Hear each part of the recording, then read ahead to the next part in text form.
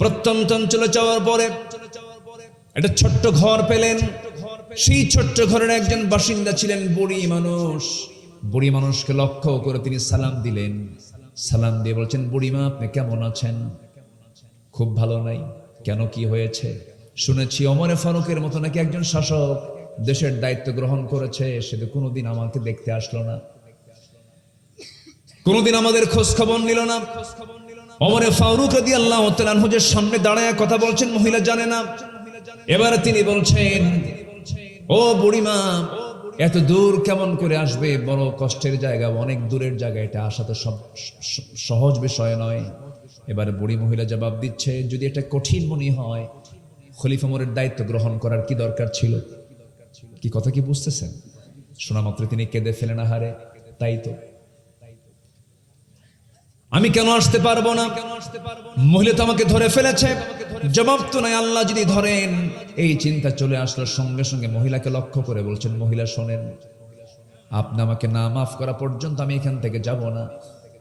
আপনি যে ওমরের বিরুদ্ধে যে অভিযোগটা দিয়েছেন, ওমরের বিরুদ্ধে অভিযোগটা আপনার কাছ থেকে আমি মিটায় নিতে চাই। কি নেবেন আপনি বলেন? আমি আপনাকে কিছু দিনার দিতে চাই। 25 দিনারান। মহিলা রাজি হয়ে গেল, 25 দিনার তার হাতে দেওয়া হলো। কিন্তু নিজের পরিচয় তিনি গোপন করলেন। হঠাৎ করে তিনি বলে ফেলেছেন, আলী এদিকে আসো। সাইয়েদনা আলী জবাব দিচ্ছেন, আমিরুল মুমিনিন ওমর ফারুক, আমি আসতেছি। এই কথা মহিলার কানে চলে গেছে। মহিলা জিহ্বায় কামড় মেরে ভাবতেছে, আল্লাহ, এতক্ষণ তো আমি ওমর ফারুকের সঙ্গে কথা বলেছি। এবার মহিলা জড়সড় হয়ে গেছে। ওমর ফারুক বলছেন, ও মহিলা, আপনি এরকম করছেন কেন? কেন, আপনি তো ওমর ফারুক, আমি ভুল করে ফেলেছি। না না, আপনি যা বলেছেন সঠিক বলেছেন। আমি আপনাকে 25 দিনার দিয়ে দিলাম, আপনি আমার বিরুদ্ধে কোনো অভিযোগ রাখবেন না। সঙ্গে সঙ্গে রাজি হয়ে গেছে। এবার তিনি করলেন কি, লেখার কোনো কিছু না পেয়ে নিজের জামাটা ছিঁড়ে ফেললেন। নিজের জামাটা ছিঁড়ে জামাই লিখে নিলেন, কোন অভিযোগ আপনার বিরুদ্ধে নাই, ওমরের বিরুদ্ধে নাই। এই কাগজটা নিয়ে, এই লিখিত অংশটুকু নিয়ে বাড়িতে ফিরে আসলেন।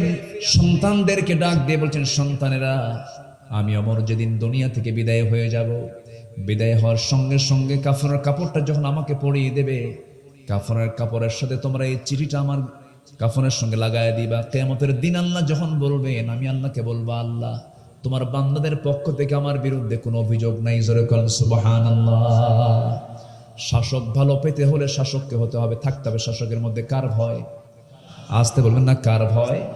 আমরা এমন শাসক দেখতে চাই যে শাসক ভয় পাবেন একমাত্র কাকে? আসতে বলবেন না, কাকে? আল্লাহকে ভয় পাবেন। বিচার ব্যবস্থাকে কি স্বাধীন করেছিলেন তিনি? ঘোড়া কিনতে গেছেন, ঘোড়া কিনতে গিয়ে ঘোড়া বিক্রেতার কাছ থেকে তিনি টাকার বিনিময়ে ঘোড়াটা কিনেছেন। ঘোড়া কেনার পরে তিনি ঘোড়ায় তিনি চললেন। কিছু দূরে যেতে না যেতে ঘোড়ার 4টা পা অকেজো হয়ে ঘোড়া বসে গেছে। ওমর ফারুকের মেজাজ গরম হয়ে গেছে। অসুস্থ ঘোড়া নিয়ে, অকেজো ঘোড়া নিয়ে ঘোড়া বিক্রেতার কাছে এসে চোখ বড় করে বলছেন, ওমর ফারুক বলছেন, আমাকে তুমি অচল ঘোড়া দিয়েছে কেন, অসুস্থ ঘোড়া দিয়েছে কেন? ঘোড়া নেব না। এবার ঘোড়া বিক্রেতা বলছে, আমিরুল মুমিনিন, আল্লাহর নামের কসম করে বলি, আমি আপনাকে যে ঘোড়া দিয়েছিলাম, সুস্থ ঘোড়া দিয়েছিলাম, অসুস্থ হয়ে গেছে আপনার মালিকানায় যাওয়ার পরে। ওমর ফারুক বলছেন, না না, আমি এই ঘোড়া নেব না, ঘোড়া ফেরত নাও, টাকা দিয়ে দাও।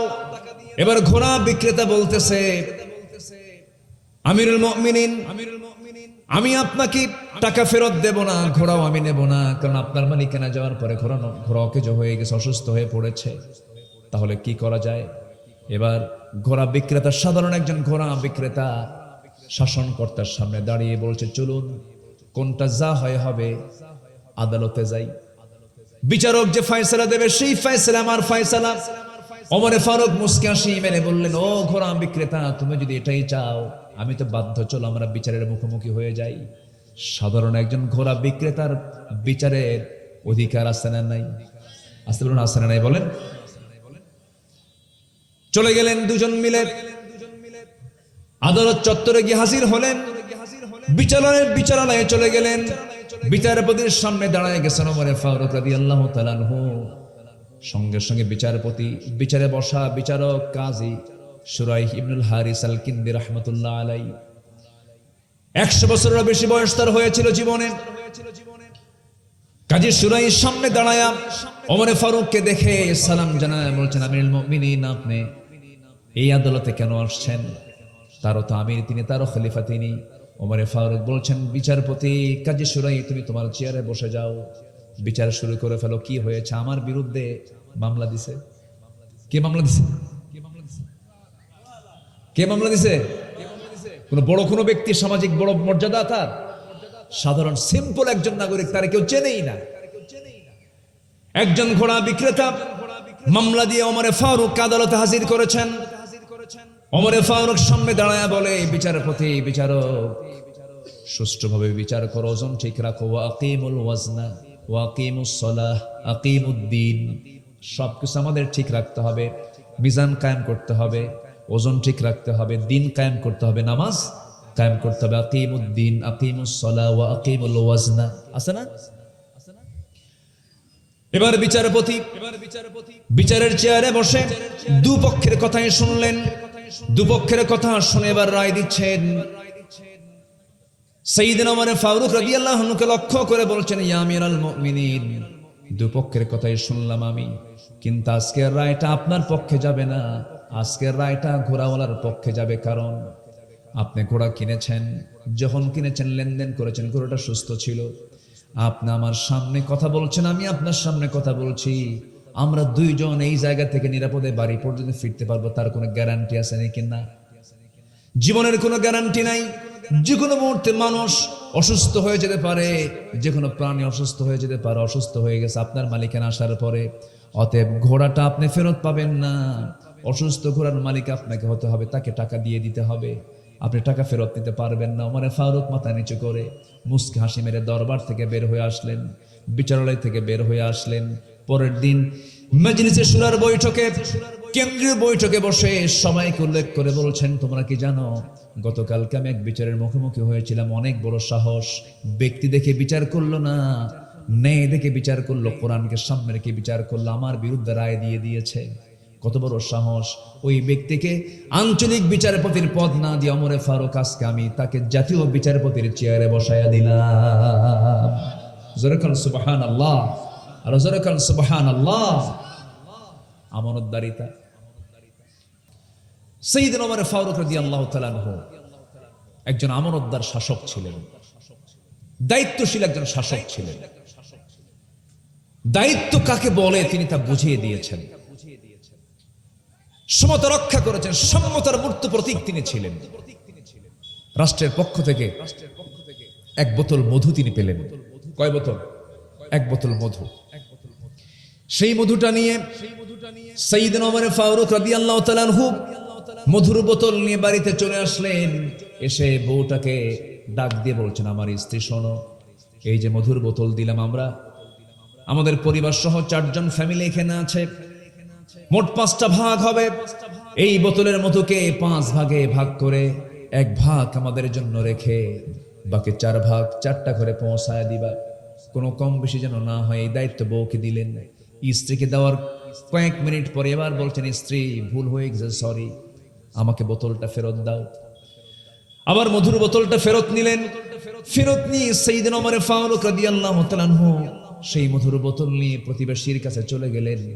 এক প্রতিবেশীকে ডাক দিয়ে বলছেন, প্রতিবেশী এদিকে আসো, এই যে মধুর বোতল তোমার দিলাম, সমান 5 ভাগে ভাগ করবে, 1টা ভাগ আমাকে দিয়ে বাকি 4 ভাগ প্রতিবেশীর কাছে দিয়ে দিবা। মধুভাগ হয়ে গেল। ওনার অংশের মধুগুলো নিয়ে স্ত্রীর সামনে দাঁড়ায় বলছেন, আমার স্ত্রী, এই যে মধু নিয়ে আসলাম, বলুন তো কোন স্বামী যদি স্ত্রীর সঙ্গে যদি এমনটা আচরণ করে, স্বামীর এই আচরণে বউটা কি খুশি হবে নাকি? আস্তে কর, খুশি হবে? যদি খুশি হয় তাহলে আপনার বউরা একদম জান্নাতি। কথা বলছেন নাই? খুব ভালো। মন খারাপ করা স্বাভাবিক। সাইয়েদনা ওমর ফারুকের স্ত্রীরও মন খারাপ হয়ে গেল যে আমার কাছ থেকে মধুর বোতল নিয়ে উনি চলে গেলেন কেন, আমাকে সন্দেহ করেছেন মনে হয়। ওমর ফারুক রাদিয়াল্লাহু আনহু বলছেন, আমার স্ত্রী, আল্লাহর নামের কসম করে বলি, আমি তোমাকে চুল পরিমাণ কোনো সন্দেহ করি নাই। তুমি বেশি নেবে, কাউকে কম দেবে, আমি এটাও ভাবি নাই। মধুভাগের দায়িত্ব তোমারে দেই নাই এই জন্য দিলাম না, কারণ মধু হলো তরল জিনিস। এই তরল জিনিস যখন ভাগ করতে যাবে, হাতের ব্যবহার হয়ে যাবে। সমান ভাগে ভাগ করেছো ঠিকই, কিন্তু মধু ভাগ করতে গিয়ে কিছু অংশ মধু হাতে লেগে যেতে পারে। সেটা 1 ফোঁটা হোক, 2 ফোঁটা হোক, 1 ফোঁটা 2 ফোঁটা মধু আমাদের ভাগে বেশি আসুক, এটা চাই নাই মনে করে মধু ভাগের দায়িত্ব আমি অন্যের কাঁধে চাপায়া দিয়েছি। জোরে কোন সুবহানাল্লাহ। আমানতদারিতা। বলেন কি এটা? কি আমানতদারিতা। খেলাফতের দায়িত্ব পালন করছিলেন। ছেলে পেলেগুলো তার এত সিম্পল লাইফ, এত সিম্পল সাধারণ জীবন যাপন করেছেন। একদিন তিনি বসে আছেন, অনেকগুলো খেজুর, রাষ্ট্রের খেজুরগুলো জমা হয়ে আছে। সেই জায়গা থেকে তার নিজের ছেলে, ছোট্ট ছেলে, একটা খেজুর হাতের মধ্যে নিয়ে মুখের মধ্যে ঢুকায় ফেলছে। ওমরে ফারুক করলেন কি, মুখের মধ্যে জোর করে তিনি নিজের নখটা ঢুকায় দিলেন। হাত ঢুকায় দিয়ে সেই খেজুরটা বের করে আনলেন আর বললেন, যা মার কোলে চলে যা। কার কোলে? মায়ের কোলে যা। সন্তান চিৎকার করে করে মার কাছে গিয়ে যখন এই কথাটা বলে ফেলেছেন, ওমরে ফারুক কিছুক্ষণ পর ভিতরে ঢুকলেন। এবার স্ত্রী বলছেন, আমার স্বামী, আমরাও তো খেজুর কিছু অংশ পাবো, রাষ্ট্রের খেজুর তো আমরাও কিছু ভাগে পাবো। সেখান থেকে 2-3টা খেজুর নয় কম নিতাম, কিন্তু ছোট্ট একটা বাচ্চার মুখ থেকে আপনি খেজুরগুলো টান দিলেন, বাচ্চারা কাঁদলো, কত কষ্ট পেল। ওমরে ফারুক বলছেন, আমার স্ত্রী, আল্লাহর কসম করে বলি, আমি সন্তানদেরকে দারুণ ভালোবাসি, সন্তানদেরকে মহব্বত করি, কিন্তু আমার স্ত্রী, আমার সন্তান যে 2-3টা খেজুর হাতের মধ্যে নিয়েছিল, আমার ভাগে সেই 2-3টা খেজুরই যে আমার ভাগে আসবে তার গ্যারান্টি কি? অতএব এই গ্যারান্টি যেহেতু নাই, ভাগের আগে কোনো সম্পদ আমার সন্তান ভোগ করতে পারে না। একটু আস্তে কোন সুবহানাল্লাহ। আপনার অন্যের ভালো সহ্য যদি না হয়, পরশ্রী কাতরতা সম্পন্ন যদি দিল তৈরি হয়, হিংসা যদি হয়, গীবত যদি মুখে আসে, মিথ্যা যদি আসে, ছলচাতুরির চিন্তা যদি মাথায় আসে, ভাবতে হবে ইমানের কি ধরেছে? ক্যান্সার ধরেছে। আমরা এগুলো থেকে নিজেকে মুক্ত রাখার চেষ্টা করব। জোরে বলি ইনশাআল্লাহ। আমাকে মাহফিল কমিটি বলেন, হুজুর আজকে মাহফিল হচ্ছে না, মানুষ আসবে কেমনে, বসবে কেমনে? আসলে এই সময়ে আরো, আজকে কি হঠাৎ বৃষ্টি না আগের থেকে হচ্ছে? আগের থেকে, আজ থেকে আরো 7-8 দিন আগের থেকে এই নিম্নচাপ শুরু হয়েছে। উচিত ছিল এতগুলো মানুষকে আমরা দাওয়াত দিলাম, অন্তত তাদের বসার জায়গাটা একটু হলেও শুকনো রাখার ব্যবস্থা। আমি আগেই বলে দিয়েছি যে একটু ত্রিপল করে হলেও, একটু ত্রিপল দিয়ে যেন কিছু মানুষ বসতে পারে, এবং মঞ্চটাকেও ত্রিপল দিয়ে একটু ঢেকে রাখলে সামান্য বৃষ্টিতে মাহফিলটা সম্পূর্ণ হয়ে যায়। একটু প্ল্যান করলেই হয়তো বা হতো। যাই হোক, যেটা হবার হয়ে গেছে। একটু কাক ভেজার মতো হচ্ছে, একটু কষ্ট হচ্ছে। এই কষ্টকে আমরা মনে করব বরকত। আমরা শুনবো শেষ পর্যন্ত। জোরে বলি ইনশাআল্লাহ, আর জোরে বলি ইনশাআল্লাহ। সম্মানিত উপস্থিতি, আমার পূর্বে খুব সুন্দর আলোচনা হয়েছে। আমি শেষ ক্লাসে উঠেছি। আমি খুব রাসূলুল্লাহ সাল্লাল্লাহু আলাইহি ওয়াসাল্লাম, নবী একজন ইহুদির কাছ থেকে কিছু কর্জ নিয়েছিলেন, ঋণ নিয়েছিলেন। ঋণ পরিশোধের নির্দিষ্ট দিন আসার আগেই নবীর কাছে সে অযাচিত ভাষায় কথা বলছিল, আজে বাজে কথা বলছিল। এমনকি বর্ণনায় পাওয়া যায় নবীজির গায়ের চাদর একটু টান মেরেছিল, একটু ছিলে গিয়েছিল, ঘাড়ের চামড়া একটু ছিলে গিয়েছিল। সাইয়েদনা ওমর ফারুক এই চিত্র দেখা মাত্রই তরবারি বের করলেন। রাসূল বলছেন, না রে ওমর, না, আচরণটা তেমন হওয়া যাবে না। ওরা বোঝে নাই, না বুঝে এমন আচরণ করেছে, আমরা এমন প্রতিশোধ পরায়ণ হব না। নবীজি মাফ করে দিলেন। নবীজির এমন অমায়িক ব্যবহারে ইহুদির মুখ থেকে বের হয়ে গেল, আশহাদু আল্লা ইলাহা ইল্লাল্লাহু ওয়াহদাহু লা শারীকা লাহু ওয়া আশহাদু আন্না মুহাম্মাদান আবদুহু ওয়া রাসূলুহু। হেদায়েতের মালিক কে? আসতে বলবেন না, কে? আল্লাহ। এই জন্য ইমানদারের ব্যবহার হবে নরমাল, নাই স্পেশাল। নরমাল। সবাই মিথ্যা কথা কয়, এটা নরমাল। আর ইমানদার কি মিথ্যা কথা বলবে? তাহলে বান্দা হতে হবে, জান্নাত পেতে হলে কি নরমাল বান্দা জান্নাত পাবে না স্পেশাল বান্দা জান্নাত পাবে? ইমানদার কি নরমাল বান্দা নেই স্পেশাল বান্দা? ইমানদার যারা, তারা কি স্পেশাল, বিশেষ বান্দা তারা। বিশেষ বান্দা। তো বিশেষ বান্দা হওয়ার জন্য বিশেষ চরিত্র দরকার। বিশেষ কি দরকার? চরিত্র দরকার। মিথ্যা কথা প্রায় লোকই বলে, কিন্তু ইমানদার মিথ্যা কথা বলতে পারে না। গীবত নরমাল প্রায় করতে পারে, কিন্তু ইমানদারের মুখ থেকে কখনো গীবতের চর্চা বের হতে পারে না। আমরা কি নরমাল হব না স্পেশাল হব? বলেন, নরমাল হব না স্পেশাল হব? স্পেশাল বান্দা হব। স্পেশালদের জন্যই জান্নাত, তাছাড়া কেউ জান্নাত পাবে না। জান্নাত কয়টা বলেন তো? হ্যাঁ, একটু জোরে বলেন, জান্নাত কয়টা বলেন? কয়টা? জাহান্নাম 7টা। জাহান্নাম 7টা। জাহান্নামে লোক বেশি না জান্নাতে লোক বেশি? হ্যাঁ, জাহান্নামে। বলেন কোথায় লোক বেশি? জাহান্নামে লোক বেশি, জান্নাতে লোক কম। তাহলে স্পেশাল বান্দা বেশি হবে না কম হবে? সাইয়েদনা ওমর ফারুক মাঝে মাঝে দোয়া করতেন, আয় আল্লাহ তাআলা, তুমি আমাকে অল্প সংখ্যক লোকের কাতারে শামিল করে নিও। তার এই দোয়ার মাহাত্ম্য অনেকেই বোঝে নাই, বলে ফেললো ওমর ফারুক এমন দোয়া করেন কেন? সঙ্গে সঙ্গে কেঁদে কেঁদে বলছেন, ওয়ালাকিন্না আকসারান নাসি লা ইয়ালামুন, অধিকাংশ লোক তো বোঝে না। অধিকাংশ লোক তো শয়তানের পথেই পরিচালিত হয়। এই জন্য কম সংখ্যক লোকগুলো জান্নাত পাবে। আমি আল্লাহর কাছে বলি, আল্লাহ আমাকে কম সংখ্যক লোকের কাতারে শামিল করো, যেন আমি তাদেরকে নিয়ে জান্নাতে যেতে পারি। জোরে কোন সুবহানাল্লাহ। তাদের সাথে যেন জান্নাতে যেতে পারি। আমার বন্ধুগণ, এই জন্য চরিত্রকে সুন্দর করা দরকার। সবাই মিথ্যা বলবে, ইমানদার মিথ্যা বলবে না। সবাই মিথ্যা সাক্ষী দেবে, ইমানদার মিথ্যা সাক্ষী দেবে না। সবাই ঘুষের সঙ্গে নিজেকে জড়াবে, সবাই জেনার সঙ্গে জড়াবে, কিন্তু ইমানদার এগুলোর সঙ্গে জড়াবে না। ইমানদারের চরিত্র কেমন থাকা দরকার? গোটা কোরআন একটু ঘেটে ঘেটে খুঁজে খুঁজে বের করেছে। 15টা গুণ আমরা অর্জন করব।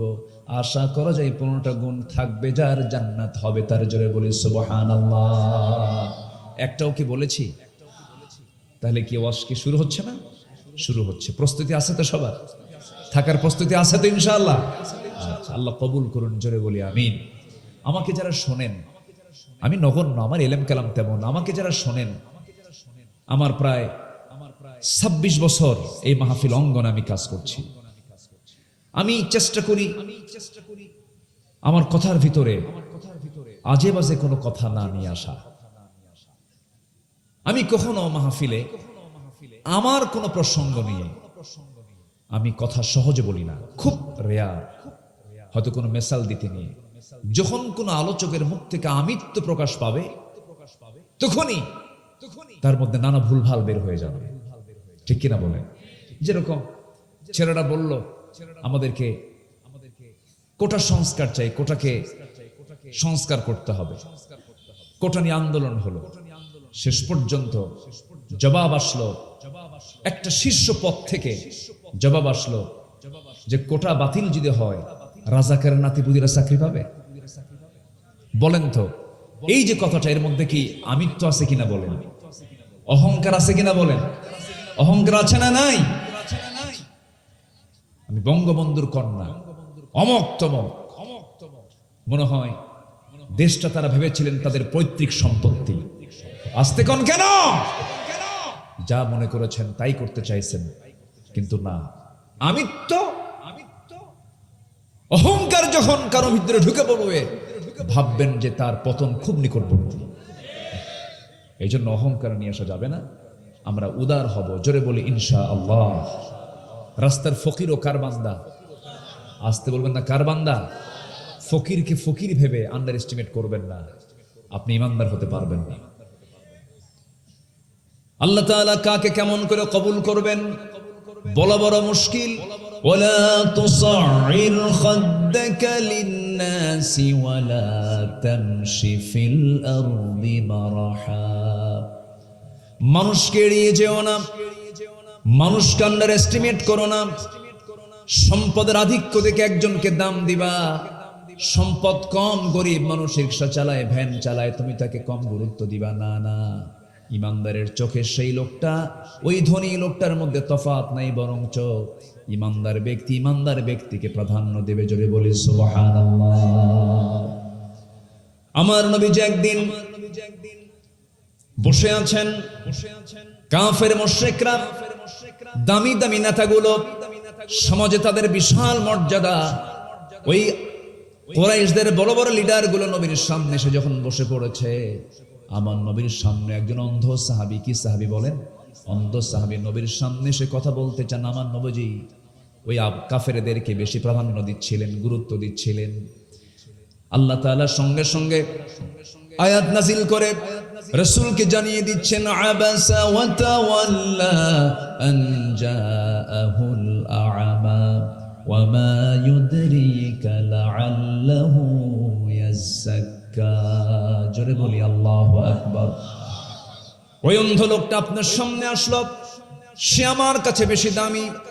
আমার আল্লাহর কাছে কোনো বংশ, কোনো সম্পদ, কোনো নেতা, কোনো মন্ত্রী, কোনো গোত্র নেতা আল্লাহর কাছে দামি নয়। কোনো ধলা, কোনো সুন্দর চেহারা আমার আল্লাহর কাছে সবচেয়ে দামি নয়। আল্লাহর কাছে কে দামি? ইয়া আইয়ুহান নাসু ইন্না খালাকনাকুম মিন যাকারিন ওয়া উনসা وجعلناكم شعوبا وقبائل لتعارفوا إن أكرمكم عند الله أتقاكم। জোরে বলুন আল্লাহু আকবার। আমি তোমাদেরকে এক নর এবং এক নারী থেকে সৃষ্টি করেছি, আদম হাওয়া থেকে বিভিন্ন গোত্রে ভাগ করেছি, ভাষা দিয়েছি, বর্ণ দিয়েছি, যেন তোমরা একে অপরকে চিনতে পারো। তবে আমার কাছে সেই লোকটাই সবচেয়ে বেশি দামি, সবচেয়ে বেশি সম্মানিত যে বান্দা আমি আল্লাহ আমাকে বেশি ভয় করে। জোরে বলি সুবহানাল্লাহ। আমরা বেশি মহব্বত করব কাকে? আসতে বলবেন না, কাকে? জোরে বলেন কাকে? আমার বন্ধু এক নাম্বার কে? আল্লাহ তাআলা। এই জন্য আমার বন্ধুগণ, সে আল্লাহর পরামর্শ আমরা নেব। আল্লাহ বলছেন এই গুণগুলো নিয়ে আসো। কি গুণ নিয়ে আসবে? সূরা হাজাবের শেষ দিক থেকে আমি তেলাওয়াত দিয়ে শুরু করেছি। মহান রব্বুল আলামিন বলেন, ইয়া আইয়ুহাল্লাযীনা আমানু তাকুল্লাহা ওয়া কুলু কাওলান সাদীদা يصلح لكم أعمالكم ويغفر لكم ذنوبكم ومن يطع الله ورسوله فقد فاز فوزا عظيما। জোরে বলুন আল্লাহু আকবার। সূরাতুল আহজাব আয়াত নম্বর ৭০। মহান রব্বুল আলামিন ঈমানদারকে লক্ষ্য করে বলছেন, ঈমানদারেরা তোমরা আল্লাহকে বেশি করে ভয় করো এবং তোমরা যখন কথা বলতে যাবে সাবধান হয়ে কথা বলবে। ওয়াকুলু লিন্নাসি হুসনা ওয়াকুলু কাওলান সাদীদা। সুন্দর করে কথা বলো, সোজা সাপটা কথা বলো, পেঁচ লাগায় কোনো কথা বলো না। সমাজে পেচুক কথা বলে এমন কিছু লোক আছে না নাই বলেন? ওদের মধ্যে কোনোদিনই স্পষ্ট কথা খুঁজে পাওয়া যায় না। ভাই তুমি কি কলারোয়া যাবা? কাজ তো বহু, এই ওই ওই ওই ওই যাবে কিনা উত্তর পাওয়া যাবে, আছে কিনা বলেন? কিন্তু সরল লোক যারা এক কথায় কথা শেষ করে দেয়, সোজা সাপটা কথা আল্লাহ রাব্বুল আলামিন বলতে বলেছেন, পেঁচমুচ না করে সোজা সাপটা কথা বলো, হক কথা বলো, সোজা কথা বলো, সুন্দর করে কথা বলো, পেঁচ লাগায় কথা বলতে যেও না। আল্লাহ রাব্বুল আলামিন সত্য কথা বললে পরে তার পুরস্কারের ঘোষণাও তিনি সঙ্গে সঙ্গে দিয়েছেন। আল্লাহ বলছেন সত্য কথা যদি বলতে পারো, يصلح لكم أعمالكم ويغفر لكم ذنوبكم ومن يطع الله ورسوله فقد فاز فوزا عظيما। সত্য কথা যদি তোমার জিহ্বা থেকে বের হয়, তোমার জীবন অর্জিত যত আমল তুমি করেছো, আমলগুলো যদি কোনো বেঠিক হয়ে থাকে, যদি কোনো সমস্যা হয়ে থাকে, আমি আল্লাহ রাব্বুল আলামিন নিজ গুণে তোমার ভুল আমলগুলো আমি আল্লাহ ঠিকঠাক করে তোমার আমলগুলো আমি জান্নাতের উপযোগী করবো। জোরে বলেন সুবহানাল্লাহ। জান্নাতের কারণ বানায় দেব এবং তোমার জীবনে যত তুমি গুনাহ করেছো সমস্ত গুনাহগুলো মাফ করে দেব। আল্লাহ পাক বলছেন, বান্দারে এই জন্য তোমার দায়িত্ব হলো জিহ্বাটা সুন্দর করে তুমি রাখবা। হারাম কিছু খাবা না, হারাম কিছু বলবা না, হারাম কিছু খাবা না, মিথ্যা কোনো কথা বলবা না, হারাম কাজে নিজেকে জড়াবে না, হারামকে বর্জন করে চলবে। আল্লাহ রাব্বুল আলামিন তোমার জিহ্বা যদি হারাম মুক্ত হয়ে থাকে, ওই জিহবা দিয়ে যে দোয়াটাই করবে সেই দোয়া আল্লাহর দরবারের সঙ্গে সঙ্গে মঞ্জুর হয়ে যাবে। জোরে বলে সুবহানাল্লাহ। কিন্তু আজকে সমাজে সত্য কথা বেশি না মিথ্যা কথা বেশি? যদি বলি মিথ্যার দিক থেকে সবচেয়ে বেশি মিথ্যা কথা বলে এদেশের কোন শ্রেণীর মানুষ বলেন? কারা বেশি মিথ্যা কথা বলে একটু বলেন না? শিক্ষকরা নাকি? কারা কারা বেশি মিথ্যা কথা বলে? আমি কিন্তু বলি নাই। এমন লোকের নাম নিলেন, এ তো বেকায় না। শুনছেন কি আপনারা? কারা কারা বেশি মিথ্যা কথা বলে? দেখছেন, আমি কিন্তু বলি নাই, বললেন কিন্তু আপনারা। আমার বক্তব্য কিন্তু এটা না। আমি প্রশ্ন করেছি, উত্তর আপনারা দিলেন। তাহলে বক্তব্য কি আমার হলো না আপনাদের হলো? আপনাদের। তাহলে আপনাদের দৃষ্টিতে এই দেশে যত শ্রেণী পেশার লোক আছে এর মধ্যে সবচাইতে বেশি মিথ্যা কথা বলে, মিথ্যা ওয়াদা করে কারা বেশি? দেশ চালায় কারা? নেতারা। তাহলে মিথ্যা কথা বেশি বলে নেতারা। আমি একটু নেতা একটা আসতে কইলাম, আপনারা বললেন তো হ্যাঁ তাই তো। এই 54 বছরে যত ওয়াদা আমরা শুনেছি, ওয়াদা কি পূরণ হয়েছে? আগামী সরকার ক্ষমতায় আসলে পরে মদিনার সনদে দেশ চালাবে। মদিনার সনদে দেশ চালায় নাই, মোদির সনদে দেশ চালিয়েছিল। দুঃখ, শুধু ওয়াদাই করে, কত অভিনয়। আমাদেরকে আবার বলে আমরা নাকি ধর্ম ব্যবসা করি। অভিনয়টা কি? নির্বাচন যখন আসে নতুন নতুন টুপি মাথায় ওঠে। আমি কি ভুল বলছি? হাতে তসবি আসে, মাথায় পট্টি আসে, হজ করতে যায়, মাথা থেকে পা পর্যন্ত শুধু সাদা কাপড়, জায়নামাজ নিয়ে আসরের এক ওয়াক্ত নামাজ 4 বার পড়ে। কয়বার পড়ে? 4 বার পড়ে। তাহলে ধর্মের ব্যবসা তো তারাই করে। নির্বাচন আসলে টুপি পড়ে, আর নির্বাচন চলে গেলেই গাজার আসরে বসে থাকে, নাইট ক্লাবে নারী নিয়ে বসে থাকে। এই বিকৃত আওয়াজ আবার কে করবে? এটা আচ্ছা আচ্ছা। না বাবা, আওয়াজ যদি একটু মিল না হয়, একটু পরিবেশটা একটু নষ্ট হয়ে যায়। একটু চুপ থাকলে ভালো মনে হয়, তাই না? জি ঠিক আছে। তারও তো শখ হয় যে আমি একটু আওয়াজ দেই, তার শখ হয় না? শখ হয়। ওটা আবার একটা হাসির জায়গা হয়ে যায়। মানুষ তো একটা বিকৃত কিছু দেখলেই তো সেখানে তাদের একটা আলাদা চিন্তা, ব্রেনটা ওইদিকে চলে যায়, ডাইভার্ট হয়ে যায়। সম্মানিত ভাইয়েরা, আপনারা কি আমার কথাকে রাগ করতেছেন? রাগ হচ্ছে না তো আপনাদের? রাগ হলে তো কিচ্ছু করার নাই। সব তো দেখলাম। আইয়ুবের শাসন, বুড়া চাচারা দেখেন নাই? আইয়ুব করেছে শাসন, মুজিব দিয়েছেন ভাষণ, জিয়া কেটেছেন খাল, আর আমাদের চাচা এরশাদের তাল বেতাল। সব তো দেখলাম, সব দেখা শেষ। আগামীর দেশ আমরা দেখতে চাই আল কোরআনের বাংলাদেশ। রাজি আছেন কারা কারা? হাত উঁচু করে দেখান মুসলমান।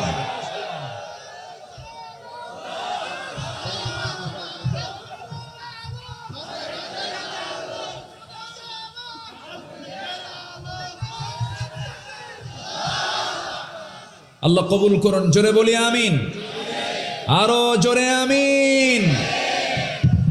সম্মানিত ভাইয়েরা, আমি কোরআনে কারীমের যে আয়াতগুলোকে সামনে রেখে কথা বলতে চাচ্ছি।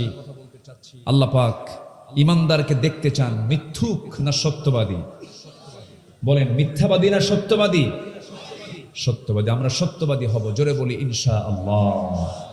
তাহলে যারা মিথ্যা নেতৃত্ব দেয় ওদের মুখে জুতা মারি, ঠিক কিনা বলেন?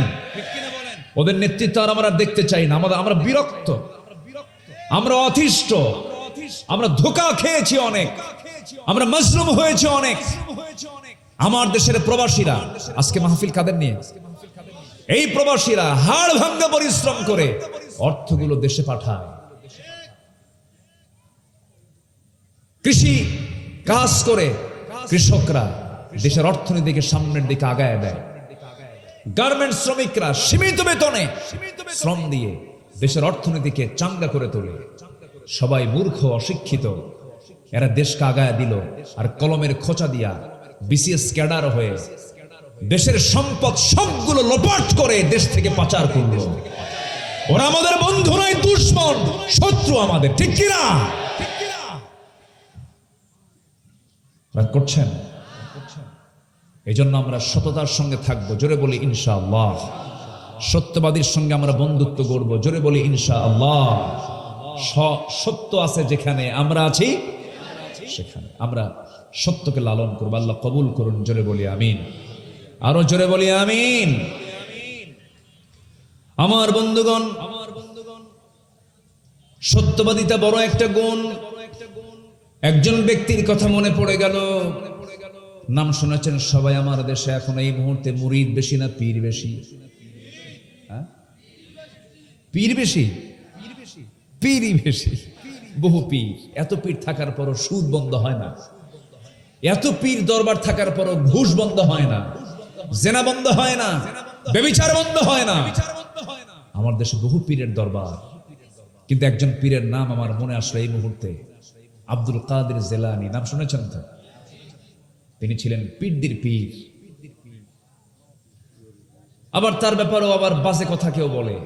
এক ওয়াজে সেদিন শুনলাম, কে যেন বলল, রসুল যেদিন মেরাজে যান বোরাকে উঠবেন, বোরাকে ওঠার সময় আমার রসুল করলেন কি আব্দুল কাদের জেলানীর ঘাড়ের উপর পা দিয়ে বোরাকে উঠছিলেন।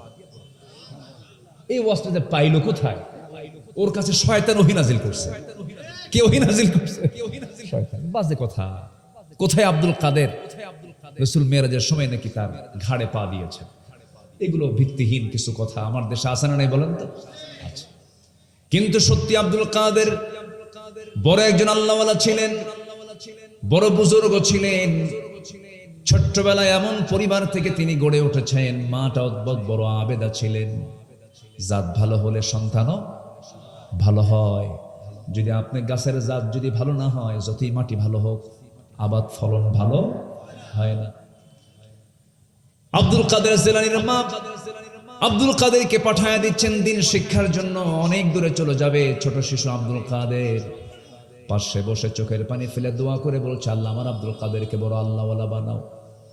সন্তানকে ডাক দে বলে, বাজান রে, আমার পারিবারিক জীবন থেকে আমি তোমাকে একটা নাসিহা করব আমি আজকে। সেটা হলো, জীবনের যে প্রান্তেই থাকো না কেন, জিহবা থেকে কখনো এক চুল পরিমাণ মিথ্যা কথা তুমি বের করবা না, কখনো মিথ্যা কথা বলবা না। এই আমলটা নিয়ে, এই নাসিহা নিয়ে ছোট্ট আব্দুল কাদের মার কাছ থেকে বিদায় নিয়ে রওনা দিয়েছে। মাঝপথে বড় একটা বিপদ হয়ে গেল, ডাকাতি শুরু হয়ে গেছে। আমার দেশেও ডাকাতি আছে না নাই? আসতে বলবেন না, আছে না নাই? ডাকাতি আছে। ওই ডাকাত দলের সদস্যরা রাস্তা আটকিয়ে দিয়ে যার কাছ থেকে যা কিছু পাচ্ছে সব নিয়ে নিচ্ছে, আঘাত করতেছে। আব্দুল কাদের সামনে পড়ে গেছেন। জিজ্ঞাসা করার আগেই পকেট থেকে বেশ কিছু স্বর্ণ মুদ্রা তিনি বের করে ডাকাতদের হাতে দিয়ে দিচ্ছেন। ডাকাতরা বলছে ছোট্ট ছেলেকে লক্ষ্য করে, এই ছোট্ট ছেলে, কিছুই বললাম না, চাইলাম না, তেমন কিছু বললাম না, শুধু বললাম কি আছে সব বের করে দিলা, এর কারণটা কি? ছোট্ট আব্দুল কাদের বলে, ও চাচারা, আমার আম্মার নসিহত হলো আমি যেন কখনো মিথ্যা কথা না বলি। তোমরা আমাকে যে প্রশ্ন করেছো সঙ্গে সঙ্গে আমি আমার সমস্ত টাকা পয়সা বের করে দিয়েছি। ডাকাতদের চোখে পানি চলে এলো, তীব্র প্রতিক্রিয়া সৃষ্টি হয়ে গেল। চোখের পানি ফেলতে ফেলতে বলছে, হারে, আমাদের জীবনের মোড়টা চেঞ্জ করে দিয়েছো ছোট্ট তুমি আব্দুল কাদের। আমরা আমাদের ডাকাতির সমস্ত কাজ ফেলে দিয়ে আজকে থেকে আমরা সত্যবাদীদের অন্তর্ভুক্ত হয়ে গেলাম। যেরকম সুবহানাল্লাহ। আমার বন্ধুগণ, সত্যকে লালন করতে হবে, হককে লালন করতে হবে। সত্যবাদিতার ফলাফল বড় সুন্দর ফলাফল। সত্যবাদিতা যার মধ্যে থাকবে সে জান্নাতের রাস্তায় লাইনে চলে যাবে। as-sidqu ইয়াহদি ইলাল বির ওয়াল বিররু ইয়াহদি ইলাল জান্নাহ। সত্য মানুষকে পুণ্যের দিকে নেয়, পুণ্য মানুষকে জান্নাতের দিকে নিয়ে যায়। আর মিথ্যা এমন একটা জিনিস, মিথ্যা সব জ্বলে পড়ে সারখার করে দেয়। মিথ্যার কাছে আমরা যাব না। এই জীবনে আমরা যত মানুষের গুণ দেখেছি, একজন মানুষের গুণের কথা যদি বলতে যাই, বলুন তো কোন ব্যক্তির জীবনে একটা মিথ্যা কথাও নাই? কোন ব্যক্তি বলেন? মুহাম্মদ সাল্লাল্লাহু, তিনি কি একটা মিথ্যা কথা বলেছেন কখনো? তিনি কি শাসন করেন নাই? তিনি কি দেশ চালান নাই? তিনি কি রাষ্ট্র চালান নাই? তিনি কি সমাজ চালান নাই? তিনি কি আইন বিচার করেন নাই? সবই করেছেন। মিথ্যা দিয়া না সত্য দিয়া? মিথ্যা দিয়া না সত্য দিয়া? সত্য দিয়া। মিথ্যার ধারে বসে যাওয়া যাবে না। সত্য নিয়ে আমরা লড়তে চাই, সত্য নিয়ে আমরা থাকতে চাই, সত্যের উপর আমরা অটল থাকতে চাই। 1 নম্বরে চলে গেল, আসুন আমরা 2 নম্বরে চলে যাই। আল্লাহ রাব্বুল আলামিন বলছেন আরেকটা গুণ তোমরা অর্জন করবে, সেটা হচ্ছে আমানতদারিতা। আমানতদারিতা অত্যন্ত বড় একটা গুণ। আল্লাহ রাব্বুল আলামিন সূরাতুন নিসা 58 নম্বর আয়াতে বলছেন, ইন্নাল্লাহা ইয়া'মুরুকুম আন তু'আদ্দুল আমানাতি ইলা আহলিহা ওয়া ইযা হাকামতুম বাইনান নাসি আন তাহকুমু বিল আদল ইন্নাল্লাহা নি'মা ইয়া'ইযুকুম বিহি। আল্লাহ রাব্বুল আলামিন আমানত রক্ষার জন্য বারবার বান্দাকে বলছেন আমানতটাকে কখনো খেয়ানত করবে না। ইমানদারের যত গুণ আছে এর মধ্যে অন্যতম গুণ হলো আমানত কখনো খেয়ানত করবে না, ওয়াদা কখনো ভঙ্গ করবে না। ওয়াল্লাযীনা হুম লিআমানাতিহিম ওয়া আহদিহিম রাউন ওয়াল্লাযীনা হুম আলা সালাওয়াতিহিম ইউহাফিযুন উলাইকা হুমুল ওয়ারিসুন আল্লাযীনা ইয়ারিসুনাল ফিরদাউসা হুম ফিহা খালিদুন। জোরে বলুন আল্লাহু আকবার। ইমানদার কারা? যারা আমানত ঠিক রাখে। ইমানদার কারা? যারা ওয়াদা ঠিক রাখে। ইমানদার কারা? যারা নামাজের ব্যাপারে যত্নশীল হয়, হেফাজতকারী হয়। আল্লাহ বলছেন এই সমস্ত গুণগুলো অর্জন করবে, আমি আল্লাহ তোমাকে জান্নাতুল ফিরদাউসের ওয়ারিস বানায় দেব। জোরে বলুন সুবহানাল্লাহ। রাষ্ট্র ক্ষমতা যিনি পান তার একটা আমানত, এটা ঠিক কিনা বলেন? রাষ্ট্রের ক্ষমতায় যিনি থাকেন এটা কি আমানত না? একটা আমানত। পৃথিবীতে যত রাষ্ট্রনায়কের নাম আমরা শুনেছি, একজন রাষ্ট্রনায়কের নাম ইতিহাস অমর হয়ে আছে। গোটা পৃথিবীর রাষ্ট্র শাসকদের জন্য, শাসক গোষ্ঠীর জন্য বড় একটা মডেল। ইসলামের দ্বিতীয় খলিফা, অর্ধ পৃথিবীর শাসনকর্তা, তার নাম কি বলেন? কে? ওমর রাদিয়াল্লাহু তাআলা আনহু। শাসকদের তিনি মডেল। শাসন কেমনে করতে হয় তিনি তা বাস্তবে রূপ দিয়েছেন। ওমরে ফারুক কয় নম্বর খলিফা? 2 নম্বর। বহুদিন আগে, প্রায় আমি এই মেসালটা দিই, বহুদিন আগে এক মাহফিলে বললাম ওমরে ফারুককে চিনেন কে? সামনে থেকে এক ছেলে দাঁড়ায় বলে, হুজুর আমি চিনি। কে? আমাদের বাড়ির দোতলায় ভাড়া থাকে। তাই বললাম যে ভালো, খুব সুন্দর জবাব তুমি দিয়েছ। ওর বুদ্ধি যত, উত্তরও ততটুকু সে দিয়েছে। এই ওমর দোতলায় ভাড়া থাকা ওমর না, এই ওমর হচ্ছে জান্নাতের সংবাদ প্রাপ্ত একজন সাহাবী। জোরে কোন সুবহানাল্লাহ। তার কবরটা দেখে আসলাম এই তো কয়েকদিন আগে। তার কবরটা ওই জায়গায় থাকার কথা ছিল না।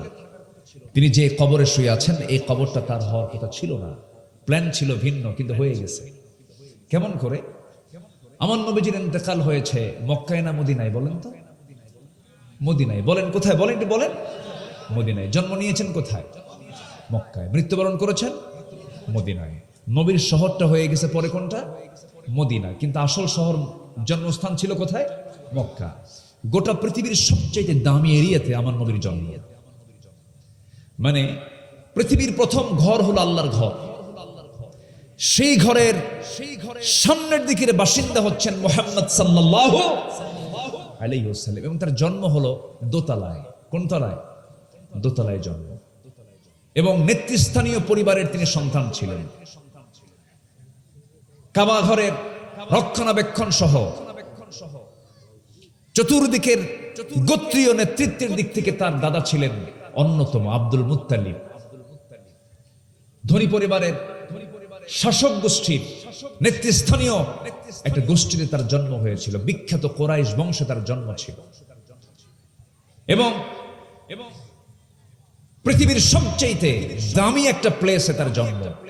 মক্কা গেলে টের পাবে, যারা মক্কা গিয়েছেন তারা বোঝেন যে হ্যাঁ এই জায়গায় আমার নবীজির জন্মস্থান। নবী রাসূল কিন্তু গ্রামীণ জনপদের লোক ছিলেন না, রাসূল ছিলেন টাউন, একদম মেইন একটা জনপদের তিনি মানুষ ছিলেন। যেরকম আল্লাহু আকবার, মক্কা মুকাররমার একদম হারাম আল কাবাতুল মুশাররাফা, এই কাবার ঠিক দরজার ঠিক বরাবর পূর্ব দিকের বাসিন্দা তিনি। আমার নবীজি জন্ম নেন যে সময়, সে সময় ওই কাবা ঘরের ভিতরে ফাঁকা ছিল না মূর্তি ছিল? বলেন, ফাঁকা ছিল না মূর্তি ছিল? মূর্তি দিয়ে ভরা। পৌত্তলিকতার প্রীতি ছিল তাদের মধ্যে প্রবল ভাবে। আমার নবীজির জন্ম হলো, জন্মের একটা ব্যাখ্যা, আমার নবীর আপন চাচা আবু তালেব একদিন বলছে, মুহাম্মদ ভাতিজা, আমি তোমার জন্মের পর পর কিছু জিনিস দেখেছি, কিছু বিষয় লক্ষ্য করেছি, এটা সত্য না মিথ্যা আমি কি বলবো? মুহাম্মদ তুমি কি বলতে পারবে? চাচা বলেন তো। নবুয়তের পর আবু তালেব বলেন, মুহাম্মদ শোনো, তুমি যেদিন জন্ম নাও, জন্ম নেওয়ার ঠিক 3 দিন পর আমি তোমাকে দেখার জন্য তোমাদের বাড়িতে চলে গেলাম। বাড়িতে যাওয়ার পরে দেখি তোমার মা কান্নায় ভেঙ্গে পড়ছে, তোমার মা তোমাকে কোলে নেয় না, তুমি একাকী, চাঁদনি আকাশের নিচে বসে শুয়ে আছো, চাঁদনি আকাশের নিচে তুমি একা একা শুয়ে আছো, তোমার পাশে কেউ নাই, তোমার মার চোখে পানি, তোমার মা কান্নাকাটি করে, তোমার মা তার স্বামীকে হারিয়েছেন, স্বামীর বিরহ তাকে কষ্ট দিচ্ছে। আমি যে লক্ষ্য করলাম, কিন্তু লক্ষ্য করে দেখছি আর একটা বিষয়, সেটা হলো তুমি যখন একাকী শুয়েছিলা সেই সময় আকাশের চাঁদের দিকে তুমি তাকায় তাকায় কি যেন গুনগুন করে কথা বলছো। তোমার ডান হাত যদি একটু ডান দিকে নড়ে যায়, আমি দেখতে পেলাম চাঁদটাও ডান দিকে নড়ে যায়। তুমি যখন তোমার 2টা হাত যখন বাম দিকে নাও, চাঁদটাও বাম দিকে চলে যায়।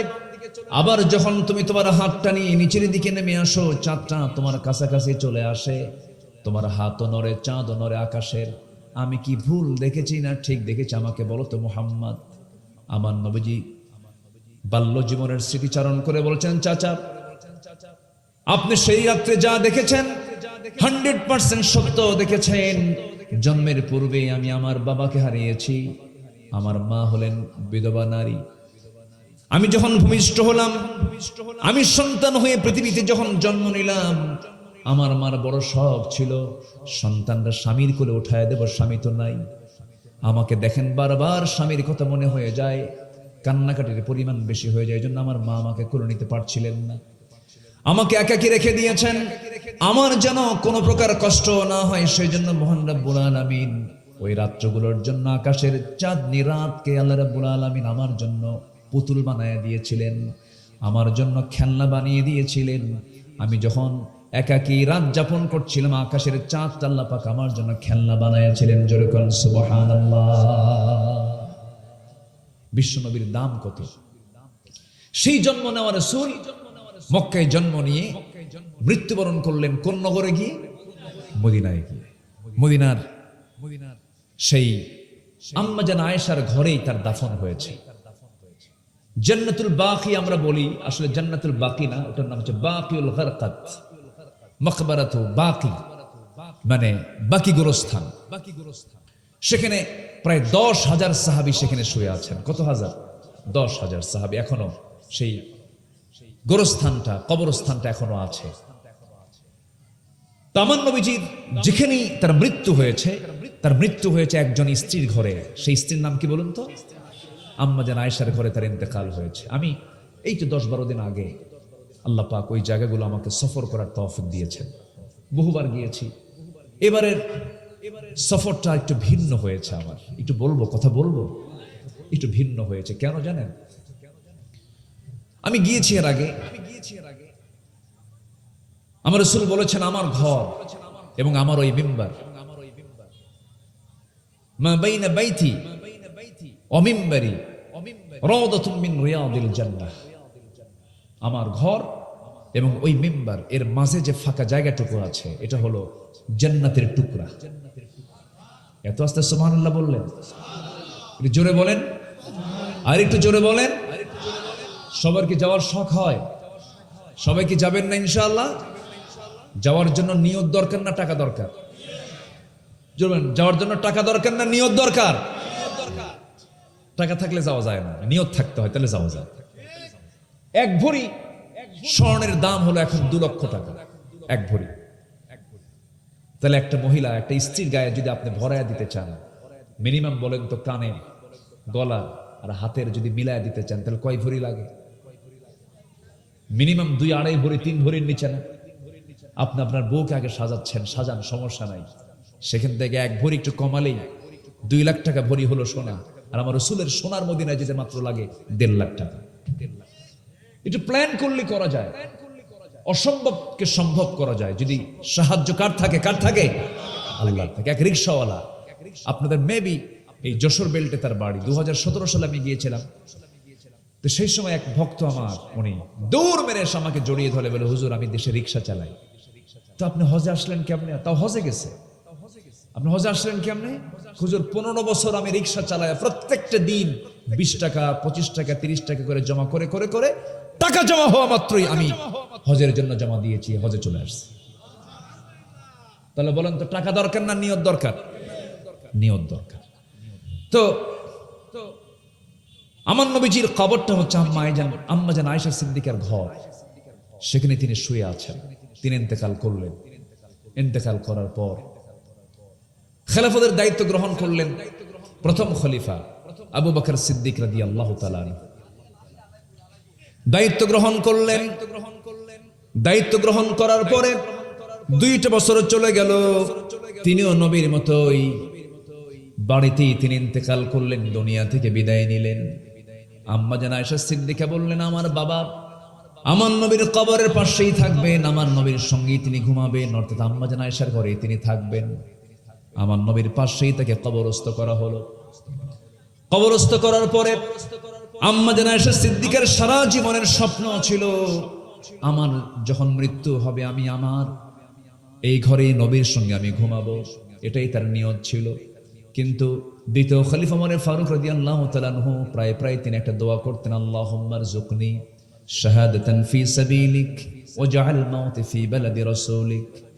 হে আল্লাহ, তোমার কাছে আমি শহীদের মর্যাদা পাওয়ার জন্য তোমার কাছে আমি শহীদি মৃত্যু কামনা করি, এবং তুমি আল্লাহ আমাকে নবীর শহরে মৃত্যু দিয়ে দিবা, বাইরের কোনো নগরীতে আমার মৃত্যু দিবা না।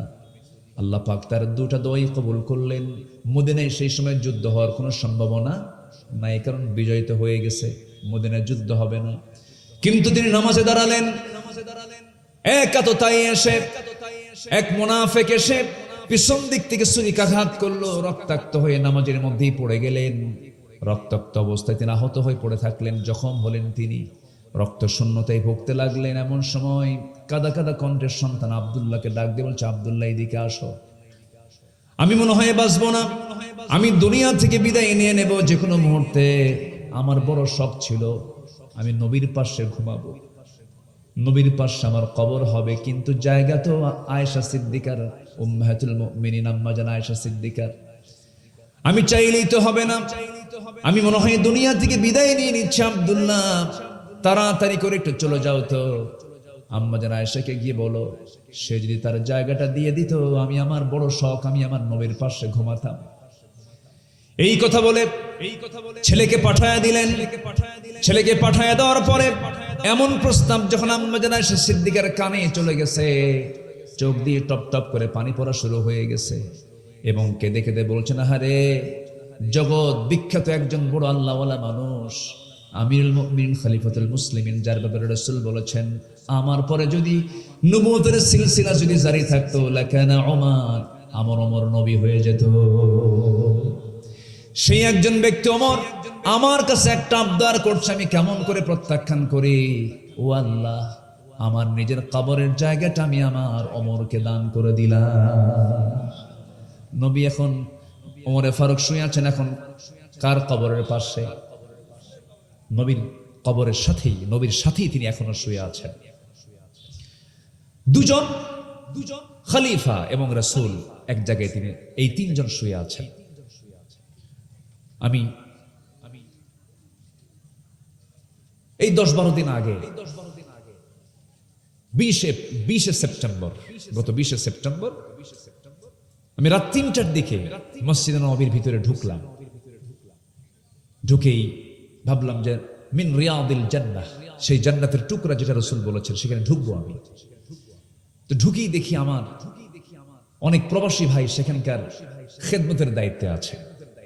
সবাই আমাদের বাংলাদেশী অথবা কলকাতা অথবা আসাম বাংলা ভাষাভাষী লোকগুলো সেখানে খেদমতে আছে। মাশাআল্লাহ, আমাকে সবাই চিনে ফেলে বলছে, হুজুর আপনি আসছেন, আজান হবে ফজরের, বহু লম্বা সময় পাবেন, আপনি সামনের দিকে না আগায়া আপনি পিছনেই বসে থাকেন, সময় মতো আপনাকে একদম প্রথম কাতারে বসায় দেব। আমি একটা চান্স নিলাম। চেনার লোক থাকলে সুবিধা না অসুবিধা? আস্তে করে, সুবিধা না অসুবিধা? সুবিধা। খুব ভালো লাগলো। যাক, আজকে তৃপ্তি ভরে একটু সময় নিয়ে থাকতে পারবো। তাজারের একটু আগ দিয়ে ওই আমার প্রবাসী ভাইরা করলে কি ওখানকার দায়িত্বে যারা আছেন, প্রশাসনের দায়িত্বে যারা আছেন, তাদেরকে আবার আমার দেশের মানুষ আবার খুব পাম্পটি ভালো দিতে পারে, বুঝলেন? এমন সুন্দর পাম্প দিছে, গলায় ফেলছে। জানেন, আমাদের দেশ থেকে একজন শায়েখ আসছে, লক্ষ লক্ষ মানুষ তার মাহফিলে হয়, খুব সুন্দর আলোচনা করে। হুজুর আমরা তার হুজুরের খুব ভক্ত, এরকম করে ওই অফিসারকে গলায় ফেলছে। এবার অফিসার আমার উনি নিজে এসে সালাম দিয়ে বলে সামনের কাতারে বসে। আল্লাহ পাক আমাকে এবার একটু সুযোগ দিয়েছেন, একদম মিন রিয়াদিল জান্নাহ, আমার নবীর ঘর অর্থাৎ কবর এবং মিম্বার, নবীর ঘরের সাথে যে ওয়ালটা আছে ওয়ালের সাথেই আমাকে তারা বসায় দিল। প্রথম কাতারে বসলাম, শুধু জাস্ট সামনে ফাঁকা, ওটা হচ্ছে ইমামের কাতার। ইমামের কাতারে কি আর কেউ দাঁড়ায়? দাঁড়ায় না। বসে থাকলাম। আমি যে দোয়াটা করেছি ওই জায়গায়, এক নম্বর দোয়া হলো, আল্লাহ পৃথিবীতে যে মুসলমানগুলো না খেয়ে আছে, আল্লাহ খাবারের ব্যবস্থাটা করে দাও। কারণ ওরা যদি মামলা দেয় আমরা জবাব দেব কি? ছোট্ট একটা শিশু সেদিন শুনতে পাচ্ছি, সে বলতেছে, আল্লাহ তোমার এই আকাশের নিচে কত মুসলমান শুনেছি, কোন মুসলমান তো আমাদেরকে এক চুল পরিমাণ খাদ্য নিয়ে আমাদের সামনে দাঁড়ালো না। আল্লাহ তোমার এই বিশাল দুনিয়ায় না খেয়ে মারা যাচ্ছি, আল্লাহ আমাদের মৃত্যু তাড়াতাড়ি দিয়ে দাও। শুনেছি জান্নাতে নাকি বহু খাবার আছে, মরে গিয়ে তোমার জান্নাতে গিয়ে খাও। বলেন, এই করুণ আর্তনাদ যদি আমরা সেই এলাকার বাসিন্দা হতাম, বুঝতাম যে কি কষ্ট, কি যন্ত্রণা। আমরা মুসলিম বিশ্বের যারা শাসক আছেন তাদের প্রতি আমরা আহ্বান জানাই, বৃহত্তর স্বার্থে গোটা মুসলিম ঐক্যকে বৃদ্ধি করার দরকার আছে না নাই? বলেন তো, মজবুত করার দরকার আছে না নাই? আজকে যদি আমরা একতার বন্ধনে যদি আবদ্ধ হতে পারতাম, বেশি না 10টা মুসলিম কান্ট্রি যদি এক হতো, গোটা পৃথিবীর কল কবজারত আজকে মুসলমানেরা। কিন্তু বড় দুঃখের বিষয়, আজকে মুসলমান শাসকের পর্যায়ে না শাসিতের পর্যায়ে, শাসক সেই লেভেলে আজকে মুসলমান না, খালি তেল মারে। কি মারে? খালি তেল মারে, পাম্পট্টি দেয়। সম্মানিত ভাইয়েরা, সেই ওমরে ফারুক রাদিয়াল্লাহু তাআলা আনহু তার জীবন নিয়ে কথা বলতে নেই, ওইদিকে একটু চলে গিয়েছিলাম। তিনি ছিলেন একজন শাসক, কিন্তু খেয়ানতকারী না আমানতদার? বলেন, খেয়ানত না আমানত? আমানত। কি শাসক তিনি ছিলেন, কি জবাবদিহিতা তার মধ্যে কাজ করতেন। সাইয়েদনা ওমর ফারুক রাদিয়াল্লাহু তাআলা আনহু আবেগ আপ্লুত হয়ে একদিন বলে ফেললেন, ও আমার ভাইয়েরা শোনো, ফোরাত নদীর তীরে যদি একটা কুকুর অনাহারে মারা যায়, ইরাকে রাস্তা খারাপের কারণে উটের পা যদি গর্তের মধ্যে পড়ে গিয়ে উটের পা যদি ভেঙে যায়, কুকুর কেন মারা গেল, উটের পা কেন ভেঙে গেল, এটার জন্য জবাবদিহিতা করতে হবে আমার আল্লাহর আদালতে। মানুষ তো দূরেই থাকলো, প্রাণীগুলোকে নিয়েও তারা চিন্তা করেছেন কোনো প্রাণীরও যেন কোনো কষ্ট না হয়। রাত গভীর হয়ে যেত, সবাই ঘুমের মধ্যে চলে পড়ে থাকতো।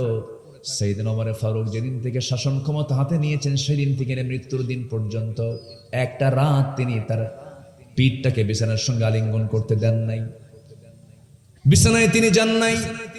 প্রত্যেকটা রাতেই তার ডিউটি ছিল এশার নামাজ পড়ায়া তিনি মসজিদ থেকে বের হতেন।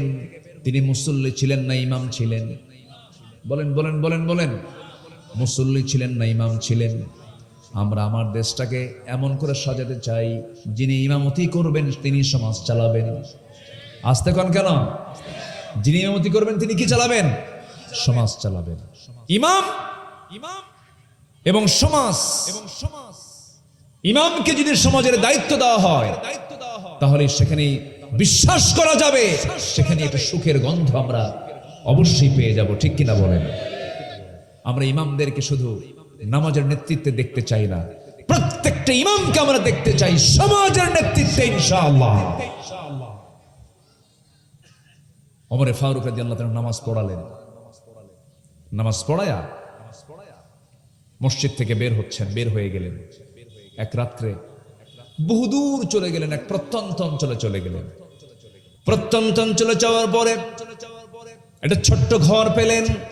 সেই ছোট্ট ঘরের একজন বাসিন্দা ছিলেন বুড়ি মানুষ। বুড়ি মানুষকে লক্ষ্য করে তিনি সালাম দিলেন। সালাম দিয়ে বলছেন, বুড়িমা আপনি কেমন আছেন? খুব ভালো নাই। কেন, কি হয়েছে? শুনেছি ওমর ফারুকের মতো নাকি একজন শাসক দেশের দায়িত্ব গ্রহণ করেছে, সে তো কোনোদিন আমাকে দেখতে আসলো না, কোনোদিন আমাদের খোঁজ খবর নিল না। ওমর ফারুক রাদিয়াল্লাহু তাআলা আনহুর সামনে দাঁড়ায় কথা বলছেন, মহিলা জানে না। এবার তিনি বলছেন, ও বুড়িমা এত দূর কেমন করে আসবে? বড় কষ্টের জায়গা, অনেক দূরের জায়গা, এটা আসা তো সহজ বিষয় নয়। এবার বুড়ি মহিলা জবাব দিচ্ছে, যদি এটা কঠিন মনে হয় খলিফা ওমরের দায়িত্ব গ্রহণ করার কি দরকার ছিল? কি কথা কি বুঝতেছেন? শোনা মাত্র তিনি কেঁদে ফেলেন, আহারে তাই তো, আমি কেন আসতে পারবো না? মহিলা তো আমাকে ধরে ফেলেছে, জবাব তো নাই। আল্লাহ যদি ধরেন, এই চিন্তা চলে আসলো। সঙ্গে সঙ্গে মহিলাকে লক্ষ্য করে বলছেন, মহিলা শোনেন, আপনি আমাকে না মাফ করা পর্যন্ত আমি এখান থেকে যাব না। আপনি যে ওমরের বিরুদ্ধে যে অভিযোগটা দিয়েছেন, ওমরের বিরুদ্ধে অভিযোগটা আপনার কাছ থেকে আমি মিটায় নিতে চাই। কি নেবেন আপনি বলেন? আমি আপনাকে কিছু দিনার দিতে চাই। 25 দিনারান। মহিলা রাজি হয়ে গেল, 25 দিনার তার হাতে দেওয়া হলো। কিন্তু নিজের পরিচয় তিনি গোপন করলেন। হঠাৎ করে তিনি বলে ফেলেছেন, আলী এদিকে আসো। সাইয়েদনা আলী জবাব দিচ্ছেন, আমিরুল মুমিনিন ওমর ফারুক, আমি আসতেছি। এই কথা মহিলার কানে চলে গেছে। মহিলা জিহ্বায় কামড় মেরে ভাবতেছে, আল্লাহ এতক্ষণ তো আমি ওমর ফারুকের সঙ্গে কথা বলেছি। এবার মহিলা জড়সড় হয়ে গেছে। ওমর ফারুক বলছেন, ও মহিলা আপনি এরকম করছেন কেন? কেন আপনি তো ওমর ফারুক, আমি ভুল করে ফেলেছি। না না, আপনি যা বলেছেন সঠিক বলেছেন। আমি আপনাকে 25 দিনার দিয়ে দিলাম, আপনি আমার বিরুদ্ধে কোনো অভিযোগ রাখবেন না। সঙ্গে সঙ্গে রাজি হয়ে গেছে। এবার তিনি করলেন কি, লেখার কোনো কিছু না পেয়ে নিজের জামাটা ছিঁড়ে ফেললেন। নিজের জামাটা ছিঁড়ে জামায় লিখে নিলেন, কোন অভিযোগ আপনার বিরুদ্ধে নাই, ওমরের বিরুদ্ধে নাই। এই কাগজটা নিয়ে, এই লিখিত অংশটুকু নিয়ে বাড়িতে ফিরে আসলেন। সন্তানদেরকে ডাক দিয়ে বলছেন, সন্তানেরা, আমি ওমর যেদিন দুনিয়া থেকে বিদায় হয়ে যাব, বিদায় হওয়ার সঙ্গে সঙ্গে কাফনের কাপড়টা যখন আমাকে পরিয়ে দেবে, কাফনের কাপড়ের সাথে তোমরা এই চিঠিটা আমার কাফনের সঙ্গে লাগায় দিবা। কিয়ামতের দিন আল্লাহ যখন বলবেন, আমি আল্লাহকে বলবো, আল্লাহ তোমার বান্দাদের পক্ষ থেকে আমার বিরুদ্ধে কোনো অভিযোগ নাই। জোরে বলেন সুবহানাল্লাহ। শাসক ভালো পেতে হলে শাসককে হতে হবে, থাকতে হবে শাসকের মধ্যে কার ভয়? আসতে বলবেন না, কার ভয়? আমরা এমন শাসক দেখতে চাই যে শাসক ভয় পাবেন একমাত্র কাকে? আসতে বলবেন না, কাকে? আল্লাহকে ভয় পাবেন। বিচার ব্যবস্থাকে কি স্বাধীন করেছিলেন তিনি? ঘোড়া কিনতে গেছেন, ঘোড়া কিনতে গিয়ে ঘোড়া বিক্রেতার কাছ থেকে তিনি টাকার বিনিময়ে ঘোড়াটা কিনেছেন। ঘোড়া কেনার পরে তিনি ঘোড়ায় তিনি চললেন। কিছু দূরে যেতে না যেতে ঘোড়ার 4টা পা অকেজ হয়ে ঘোড়া বসে গেছে। ওমর ফারুকের মেজাজ গরম হয়ে গেছে। অসুস্থ ঘোড়া নিয়ে, অকেজ ঘোড়া নিয়ে ঘোড়া বিক্রেতার কাছে এসে চোখ বড় করে বলছেন, ওমর ফারুক বলছেন, আমাকে তুমি অচল ঘোড়া দিয়েছে কেন, অসুস্থ ঘোড়া দিয়েছে কেন? ঘোড়া নেব না। এবার ঘোড়া বিক্রেতা বলছে, আমিরুল মুমিনিন, আল্লাহর নামের কসম করে বলি, আমি আপনাকে যে ঘোড়া দিয়েছিলাম, সুস্থ ঘোড়া দিয়েছিলাম, অসুস্থ হয়ে গেছে আপনার মালিকানায় যাওয়ার পরে। ওমর ফারুক বলছেন, না না, আমি এই ঘোড়া নেব না, ঘোড়া ফেরত নাও, টাকা দিয়ে দাও। এবার ঘোড়া বিক্রেতা বলতেছে, আমিরুল মুমিনিন, আমি আপনাকে টাকা ফেরত দেব না, ঘোড়াও আমি নেব না, কারণ আপনার মালিকানা যাওয়ার পরে ঘোড়া অকেজ হয়ে গেছে, অসুস্থ হয়ে পড়েছে। তাহলে কি করা যায়?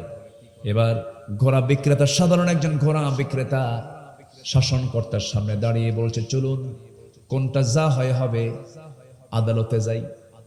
বিচারক যে ফয়সালা দেবে সেই ফয়সালা আমার ফয়সালা। ওমরে ফারুক মুস্কি হাসি মেরে বললেন, ও ঘোড়া বিক্রেতা, তুমি যদি এটাই চাও আমি তো বাধ্য, চলো আমরা বিচারের মুখোমুখি হয়ে যাই। সাধারণ একজন ঘোড়া বিক্রেতার বিচারের অধিকার আছে না নাই? আসতে বলুন, আছে না নাই বলেন। চলে গেলেন দুজন মিলে, আদালত চত্বরে গিয়ে হাজির হলেন, বিচারালয়ে চলে গেলেন। বিচারপতির সামনে দাঁড়ায় গেছেন ওমরে ফারুক রাদিয়াল্লাহু তাআলা আনহু।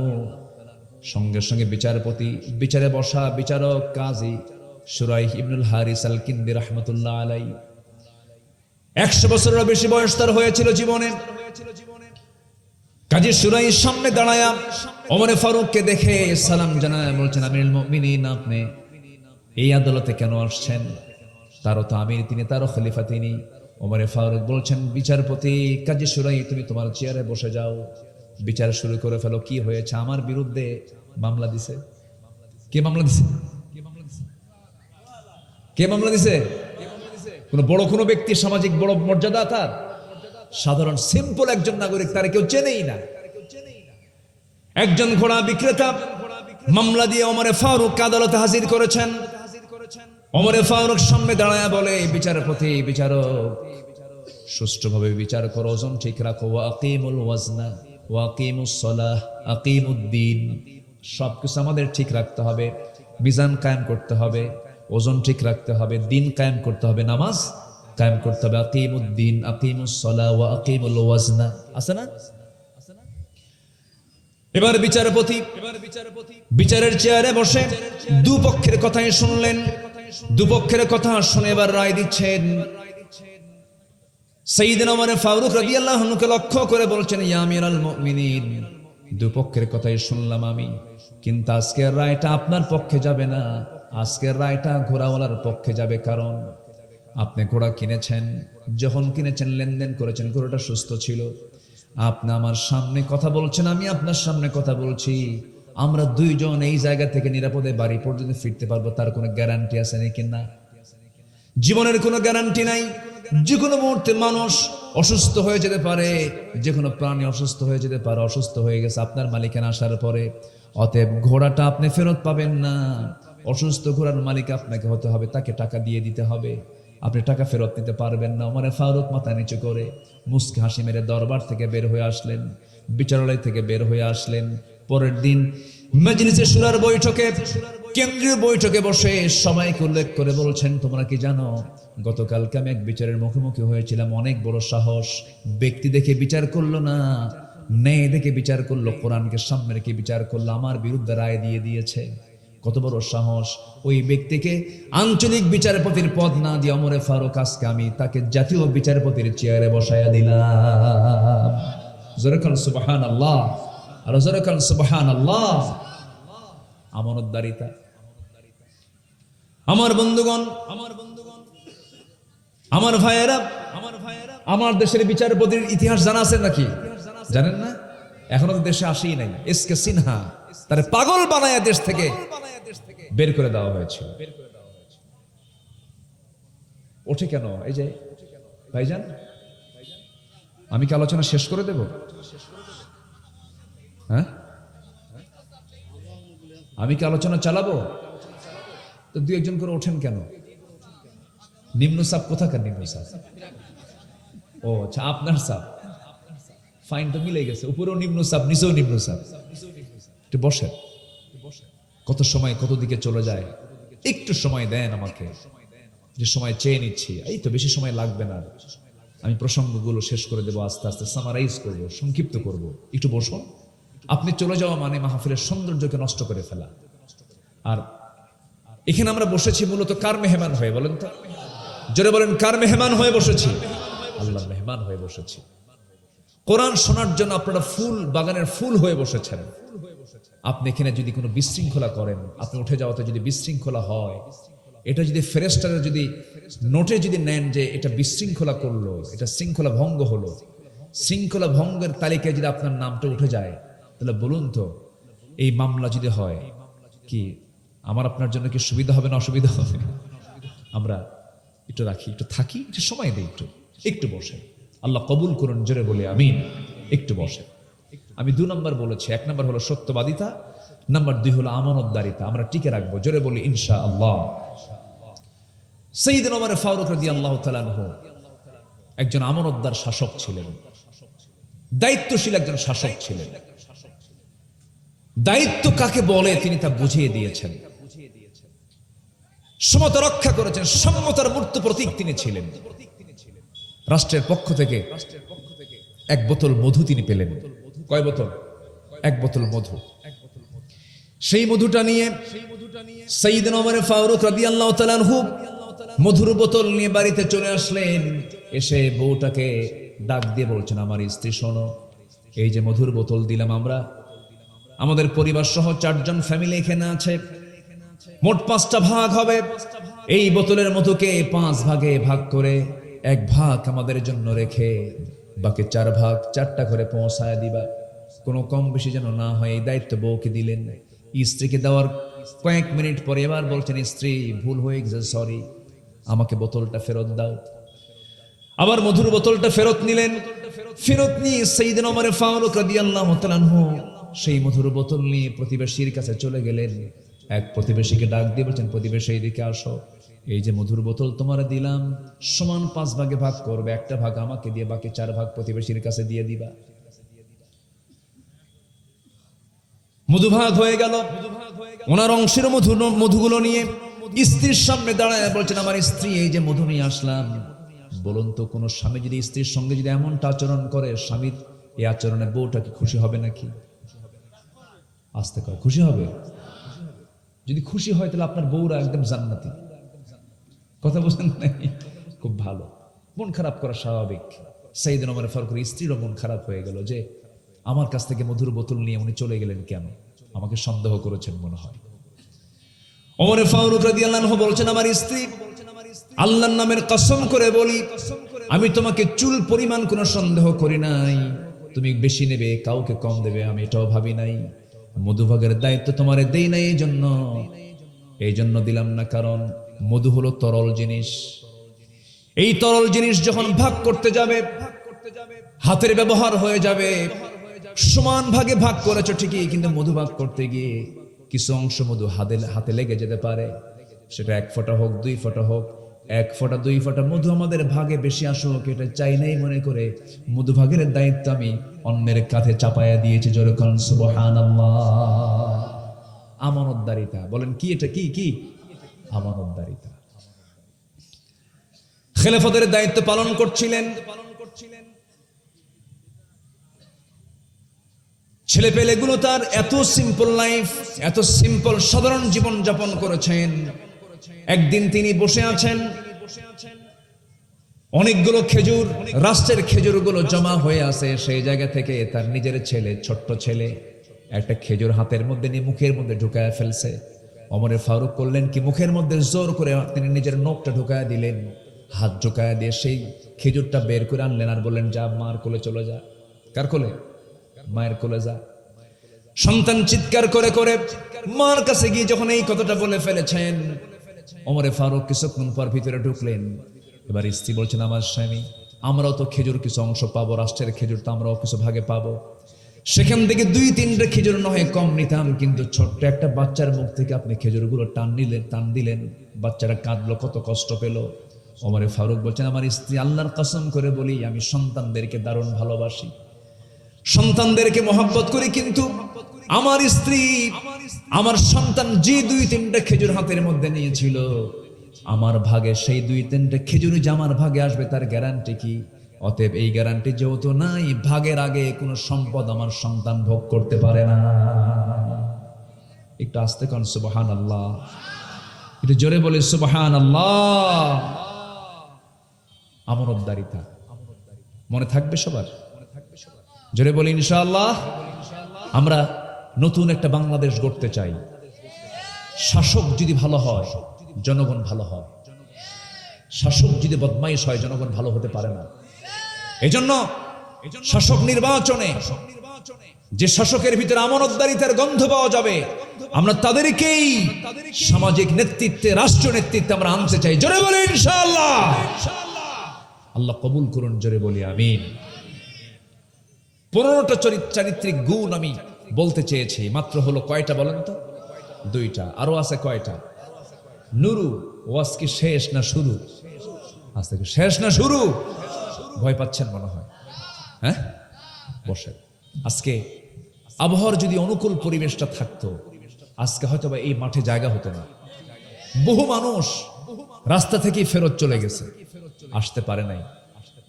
আপনারা যে কজন আছেন, এই যে কম না, নারী পুরুষ মিলে তাও কিন্তু কম না, মাঠ তো ভরাই আছে। আমরা শেষ পর্যন্ত থেকে মাহফিলকে সফল করব, জোরে বলি ইনশাআল্লাহ। সম্মানিত ভাইয়ের, আসুন 3 নম্বর গুণ আমরা অর্জন করি, যেটা আমার জান্নাতের জন্য কারণ হয়ে যাবে। নাম্বার 3 হচ্ছে ধৈর্যশীলতা, সবর। ধৈর্য যার আছে সফলতা তার নিশ্চিত, ধৈর্য যার নাই ধ্বংস তার নিশ্চিত। গত কয়েকদিন আগে এক মহিলা ফোন দিছে আমারে, ফোন দিয়ে বলে, হুজুর আমার স্বামী সকালেও তালাক দেয়, বিকেলেও তালাক দেয়, আমি কি আসি না নাই? কি কথা কি বুঝতেছেন আপনারা? আমারে প্রশ্ন করছে যে হুজুর আমার স্বামী সকালেও তালাক দেয়, বিকেলেও তালাক দেয়, এত রাগ হুজুর, আমি কি আসি না নাই? কোন তো আছে, সে কি আছে? কিন্তু এরপর আমার প্রশ্ন করছে, হুজুর আমি কি আসি না নাই? কিছু পুরুষ আছে মুখে শুধু তালাক শব্দ নিয়ে আসে, আছে না নাই বলেন তো? আছে। এদেরকে না ওই যে বাঁশের কিছু ডাল, ওটা কি এলাকায় কি বলে? কনসি। কনসিগুলো কয়েকটা এক জায়গায় করে এই ধৈর্যহীন যে পুরুষগুলো তালাক তালাক করে, পিটাইয়া লাল করে দেওয়া দরকার। এই কথা বলার দরকার আছে না? কি ঠিক আছে কিনা? পিটাইয়া লাল করা দরকার। তালাক টালাক দিয়া বলে, হুজুর রাগ উঠছিল, কি করব? 100 তালাক দিছে, সাথে শাশুড়ি শুদ্ধ তালাক দিয়ে দিছে। হুজুর 2টা বাচ্চা আমার ভুল হয়ে গেছে, দেখুন তো ফেরত নিয়ে আসার কোনো সুযোগ আছে নাকি? বলেন তো, এদের জন্য লাঠির বাড়ির দরকার আছে না? পিঠর দরকার আছে না? বিকুপ গুলো আপনি আইনের ভাষা মুখে নিয়ে আসবেন কেন? যত কথা আছে আপনি বলেন, আপনি ওই লাইনে যান কেন? ধ্বংসের লাইনে যান কেন? আপনি ওই কথাটা কেন নিয়ে আসেন মুখে? এটা তো আপনার জন্য আল্লাহ পাক আইন করে দিয়েছেন।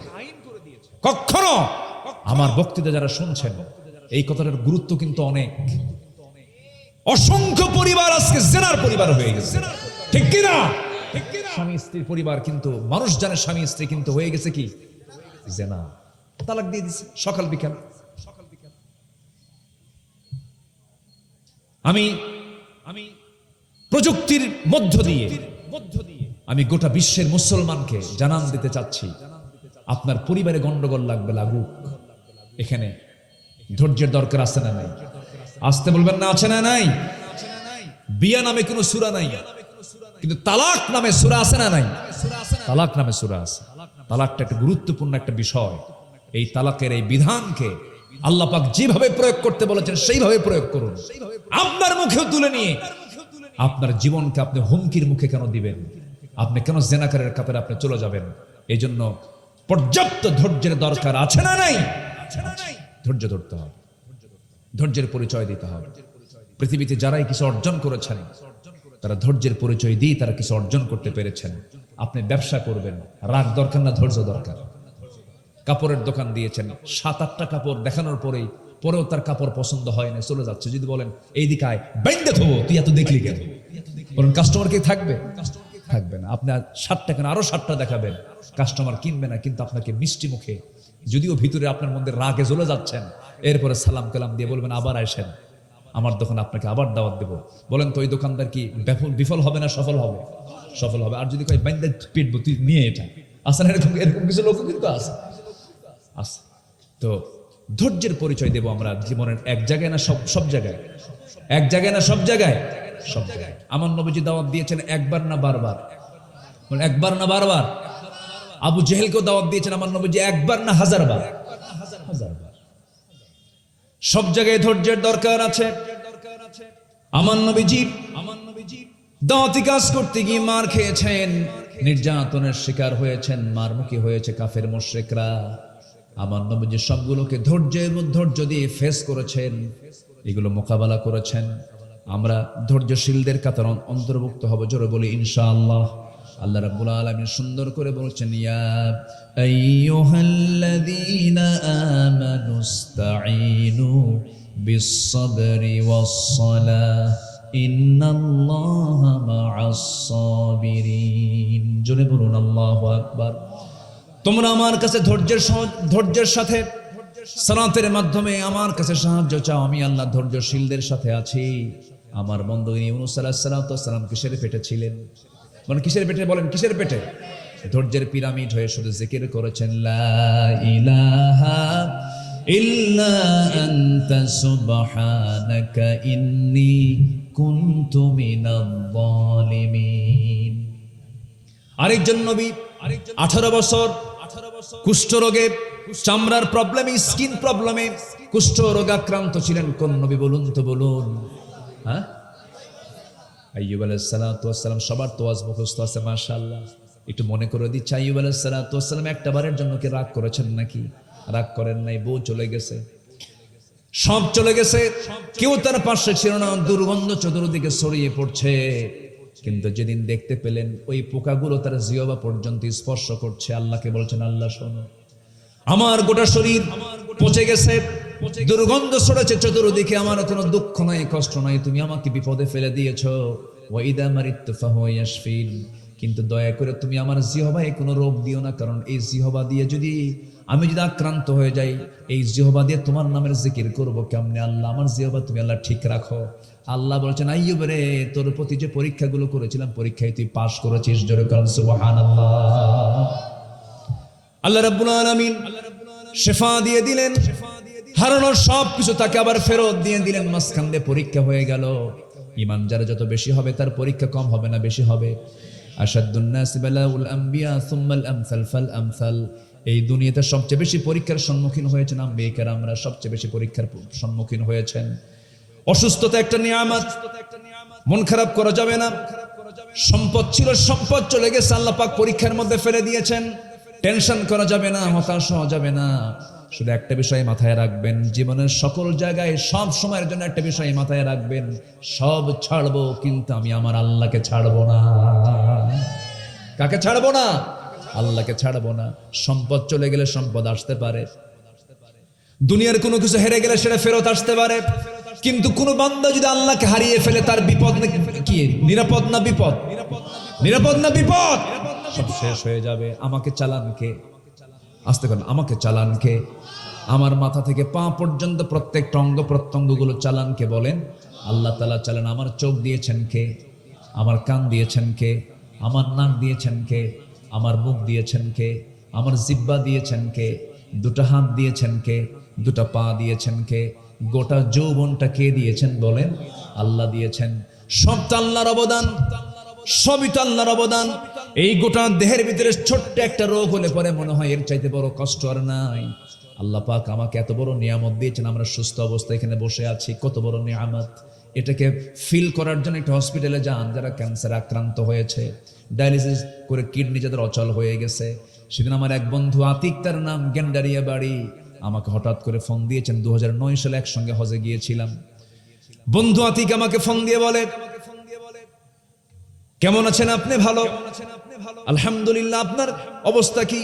আমার দুইটা কিডনি অকেজ হয়ে গেছে, দুটো কিডনি আর চলে না, সপ্তাহে 4-5 বার ডায়ালিসিস করতে হয়, লক্ষ লক্ষ টাকা খরচ হয়ে যায়।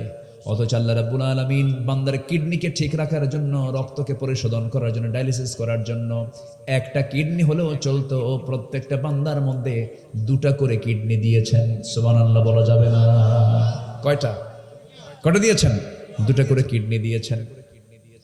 দুনিয়ার ডায়ালিসিস মেশিন দিয়া যে রক্ত ফিল্টারিং করা হয়, যে রক্ত পরিশোধন করা হয়, ডায়ালিসিস করা হয়, সেই মেশিনগুলোর ওজন হলো 100 কেজি। কয়শো কেজি? বলেন 100 কেজি। আর আমার আল্লাহ রাব্বুল আলামিন আমার আপনার দেহে যে কিডনি দিয়েছেন, সেই কিডনির ওজনটা মাত্র 200 গ্রাম। কেউ তো সুবহানাল্লাহ বললেন না ভাই। যদি এমন হতো, আগে দুনিয়াতে আসলাম, পরে আল্লাহ পাক আসমান থেকে কিডনি ফেলে দিচ্ছেন, তার ওজন 200 কেজি, আপনি 80 কেজি, 2 কিডনি 200 কেজি। জীবন চলতো? বলেন জীবন চলতো? চলতো। আল্লাহ রাব্বুল আলামিন সৃষ্টি করেছেন, ভারসাম্য করে দিয়েছেন। আল্লাযী খালাকাকা ফাসাওয়াকা ফাআদালাক, লেবেল করেছেন। আমার ওজন শিখেছি, কিডনির ওজন 200 গ্রাম, 200 গ্রাম, 400 গ্রাম। আমার বন্ধুগণ, এই কিডনিটা এত দামি একটা অঙ্গ, এই দেহের জন্য আল্লাহ রাব্বুল আলামিন করে দিয়েছেন, দুটা করে দিয়েছেন। একটা দিলেও হতো, যদি একটা কিডনি হঠাৎ করে নষ্ট হয়ে যায়, আর একটা কিডনি যে নিয়ে যেন বান্দা দুনিয়াতে বেঁচে থেকে আমার নামের প্রশংসা করতে পারে। যেরকম সুবহানাল্লাহ। কিডনি ঠিক রাখার জন্য গাছের ডাব দিয়েছেন, নারিকেল দিয়েছেন, ডাব দিয়েছেন। এই ডাবের পানি কোমরে যখন ব্যথা হয়, ডাবের পানি আপনি একটু খেয়ে নেবেন, দেখবেন কোমরের ব্যথা দূর হয়ে গেছে। রোগ দিয়েছেন যিনি, ওষুধও দিয়েছেন তিনি। যারা বলে ক্যান্সারের কোনো অ্যান্সার নাই, কথাটা কুফুরি কথা। সব রোগের অ্যান্সার আছে একমাত্র কার কাছে? আসতে বলবেন না, কার কাছে? আল্লাহর কাছে। আল্লাহর কাছে আমরা চাবো, আল্লাহর কাছে আমরা বলবো, আল্লাহ আমার সব চাহিদা পূরণ করবেন। তিনি অসম্ভবকে সম্ভব করতে পারেন। ডাক্তার মেয়াদ দেয় 7 দিন বাঁচবে, কিন্তু এরপর 7 বছর ধরে বাঁচে এমন রোগী আছে না নাই? আছে। আল্লাহই তো পারেন সবকিছু। আল্লাহ তাআলা আমাকে চোখ দিয়েছেন, কান দিয়েছেন, আবার এগুলোকে ঠিক রাখার জন্য ব্যবস্থা করে দিয়েছেন। কানের মধ্যে কিছু ময়লা আছে, পিছলা পিছলা কিছু ময়লা আছে না? এই ময়লাগুলো এলাকায় কি বলে? খোল। কি ওই যে গরু ছাগল খায় যায়? আচ্ছা, এটা কিন্তু সেই খোল না, এটা হলো কানের ময়লা, ইয়ার ওয়াক্স। এটা কিন্তু আল্লাহ দিয়ে দিয়েছেন, এটাকে দিয়ে দিয়েছেন আল্লাহ পাক নিজেই এটা ব্যবস্থা করেছেন, কানেই এটা উৎপন্ন হয়। এটা কিন্তু ময়লাও না, ময়লা বললে ভুল হয়ে যাবে। ইয়ার ওয়াক্স, কানের এক জাতীয় পিচ্ছিল। এটা স্বাদের দিক থেকে তিতা, এর মধ্যে আপনি কোনো মিষ্টি ভাব পাবেন না। কারণ মিষ্টি যদি হতো, এটা এই খোলটা যদি মিষ্টি হতো, রাতে ঘুমায় পড়তেন, মিষ্টি আছে যেখানে পিঁপড়া আছে, সব পিঁপড়াগুলো জমা হতো কোথায় গিয়া? সারাদিন ওই পিঁপড়া সাফ করতে দিন শেষ, সমস্যা হয়ে যেত। আপনি অকেজো হয়ে ঘুমিয়ে পড়েছেন, আপনার কানটা যেন সেফ থাকে, কোনো পোকা যেন আক্রমণ না করতে পারে মহান রব্বুল আলামিন সেই জন্য কানের মধ্যে এমন পিচ্ছিল জাতীয় ময়লা দিয়েছেন। এটা তিতা, যখন কিছু ঢুকতে নাই, ঢোকার সঙ্গে সঙ্গে যখন তিতা পায় আস্তে করে বের হয়ে আসে। সুবহানাল্লাহ বলা যাবে না? কানের সেফটি হয়ে গেল। লক্ষ লক্ষ শ্রবণ কোষ কানের ভিতরে দিয়েছেন মহান রব্বুল আলামিন। এরপরে চোখটা আল্লাহ রব্বুল আলামিন ভাসমান করে দিয়েছেন। আল্লাহ রব্বুল আলামিন চোখটাকে পানির উপরে ভাসিয়ে রেখেছেন। চোখের নিচে পানি আছে না নাই? চতুর্দিকে পানি আছে না নাই? এই পানিটা লবণ না মিঠা? ভালো করে কম, লবণ না মিঠা? যদি মিঠা হতো বড় বেকায়দা হয়ে যেত। মিঠা হলে পরে এটা ফ্রিজ হয়ে যেত, ঝামেলা হয়ে যেত, চোখটা হ্যাং মারতো, এদিক সেদিক তাকাতে পারতো না। আল্লাহ রাব্বুল আলামিন চোখের পানিকে লিকুইড রেখেছেন, সর্বক্ষণের জন্য লবণ করে দিয়েছেন। লবণের জন্য করেছেন, খরস্রোতা এই জন্য করেছেন, কারণ যত জীবাণু আছে সমস্ত জীবাণু ধ্বংস হয় কি দিয়া? লবণ দিয়া। আল্লাহ পাক সমুদ্রের পানিকে কি করেছেন বলেন? লবণ করেছেন। আমার আপনার খাল বিলকে কিসের পানি করেছেন? মিঠা পানি করেছেন। নদীগুলো মিঠা, সাগরগুলো তপ্ত, সাগরগুলো লবণ করেছেন। আবার সাগরের পানি যেন আইস না হয়, সাগরের পানি যেন আইস না হয়, বরফ যেন না হয়, সমুদ্রের ভিতরে যেন জাহাজ চলতে পারে। মহান রব্বুল আলামিন প্রত্যেকটা সমুদ্রের নিচে আল্লাহ রাব্বুল আলামিন আগুন রেখে দিয়েছেন, চুলা রেখে দিয়েছেন। জোরে বলেন সুবহানাল্লাহ। প্রত্যেকটা সমুদ্রের নিচে আগুন আছে, কি আছে? আগ্নেয়গিরি আছে। আল্লাহ পাক ওটা রেখে দিয়ে সমুদ্রের পানিকে চুলার মতো করে গরম রেখে দিয়েছেন, যেন প্রত্যেকটা জাহাজ যেন গোটা পৃথিবীর মালামাল যেন ট্রান্সফার করতে পারে। লবণ কেন করলেন? ওই মোংলা পোর্টের পানিগুলো লবণ কেন করলেন? বঙ্গোপসাগরের ওই চট্টগ্রামের পোর্টের পানিগুলো লবণ কেন করলেন? এই জন্য লবণ করেছেন, সব নদী নালা খাল বিলের ময়লা আবর্জনাগুলো সব গিয়ে জমা হবে সমুদ্রে, পচা দুর্গন্ধ হবে। লবণটা এমন একটা জিনিস, সমস্ত দুর্গন্ধগুলো দূর করে দূষণ মুক্ত রেখে দেয় পরিবেশকে। যেরকম সুবহানাল্লাহ। তাহলে কানের যে ময়লা, এটাকে মিষ্টি না তিতা? চোখের পানি মিঠা না খরস্রোতা? কি লবণ না মিঠা? লবণ। চোখের পানিকে লবণের জন্য করলেন, বান্দা এই চোখে যেন কোনো ভাইরাস আক্রান্ত না হয়। আল্লাহ রাব্বুল আলামিন মৃত্যু পর্যন্ত চোখের পানিকে লবণের জন্য করে দিয়েছেন, যেন বান্দার চোখে যেন কোনো জীবাণু না প্রবেশ করতে পারে। চোখ নষ্ট হলে পরে সব কাজ বন্ধ হয়ে যাবে। চোখের দাম বলেন তো কোন অংশে কম না অনেক বেশি? অনেক বেশি। চোখ ছাড়া আপনি সুন্দর মেয়ে দেখবেন কেমনে? কি কথা কি বুঝতেছেন এই যুবকরা? সুন্দর মেয়ে দেখে তো পাগলা হয়ে যাও। চোখ যদি না থাকতো তাহলে তোমার কি হতো? অতএব সুন্দর মেয়ের প্রশংসা আগে না চোখ যিনি বানিয়েছেন তার প্রশংসা আগে? কার প্রশংসা? একটা বড় ভাবলা না, মেয়ে দেখে পাগল হয়ে গেলা, অস্থির হয়ে গেলা। যে চোখ দিয়ে তুমি দেখো এই চোখটা কার দেওয়া? আসতে বলবেন না কার দেওয়া? আল্লাহর দেওয়া। তুমি মেয়ে দেখে খুশি হও, আনন্দ পাও, সমস্যা নাই, কিন্তু বউ বানায়া দেখো। কি বানায়া দেখো? আসতে কয় কি বানায়া? অন্যের বউ না নিজের বউ? হ্যাঁ, নিজের বউর দিকে তাকাও, অন্যের বউর দিকে তাকানো যাবে না।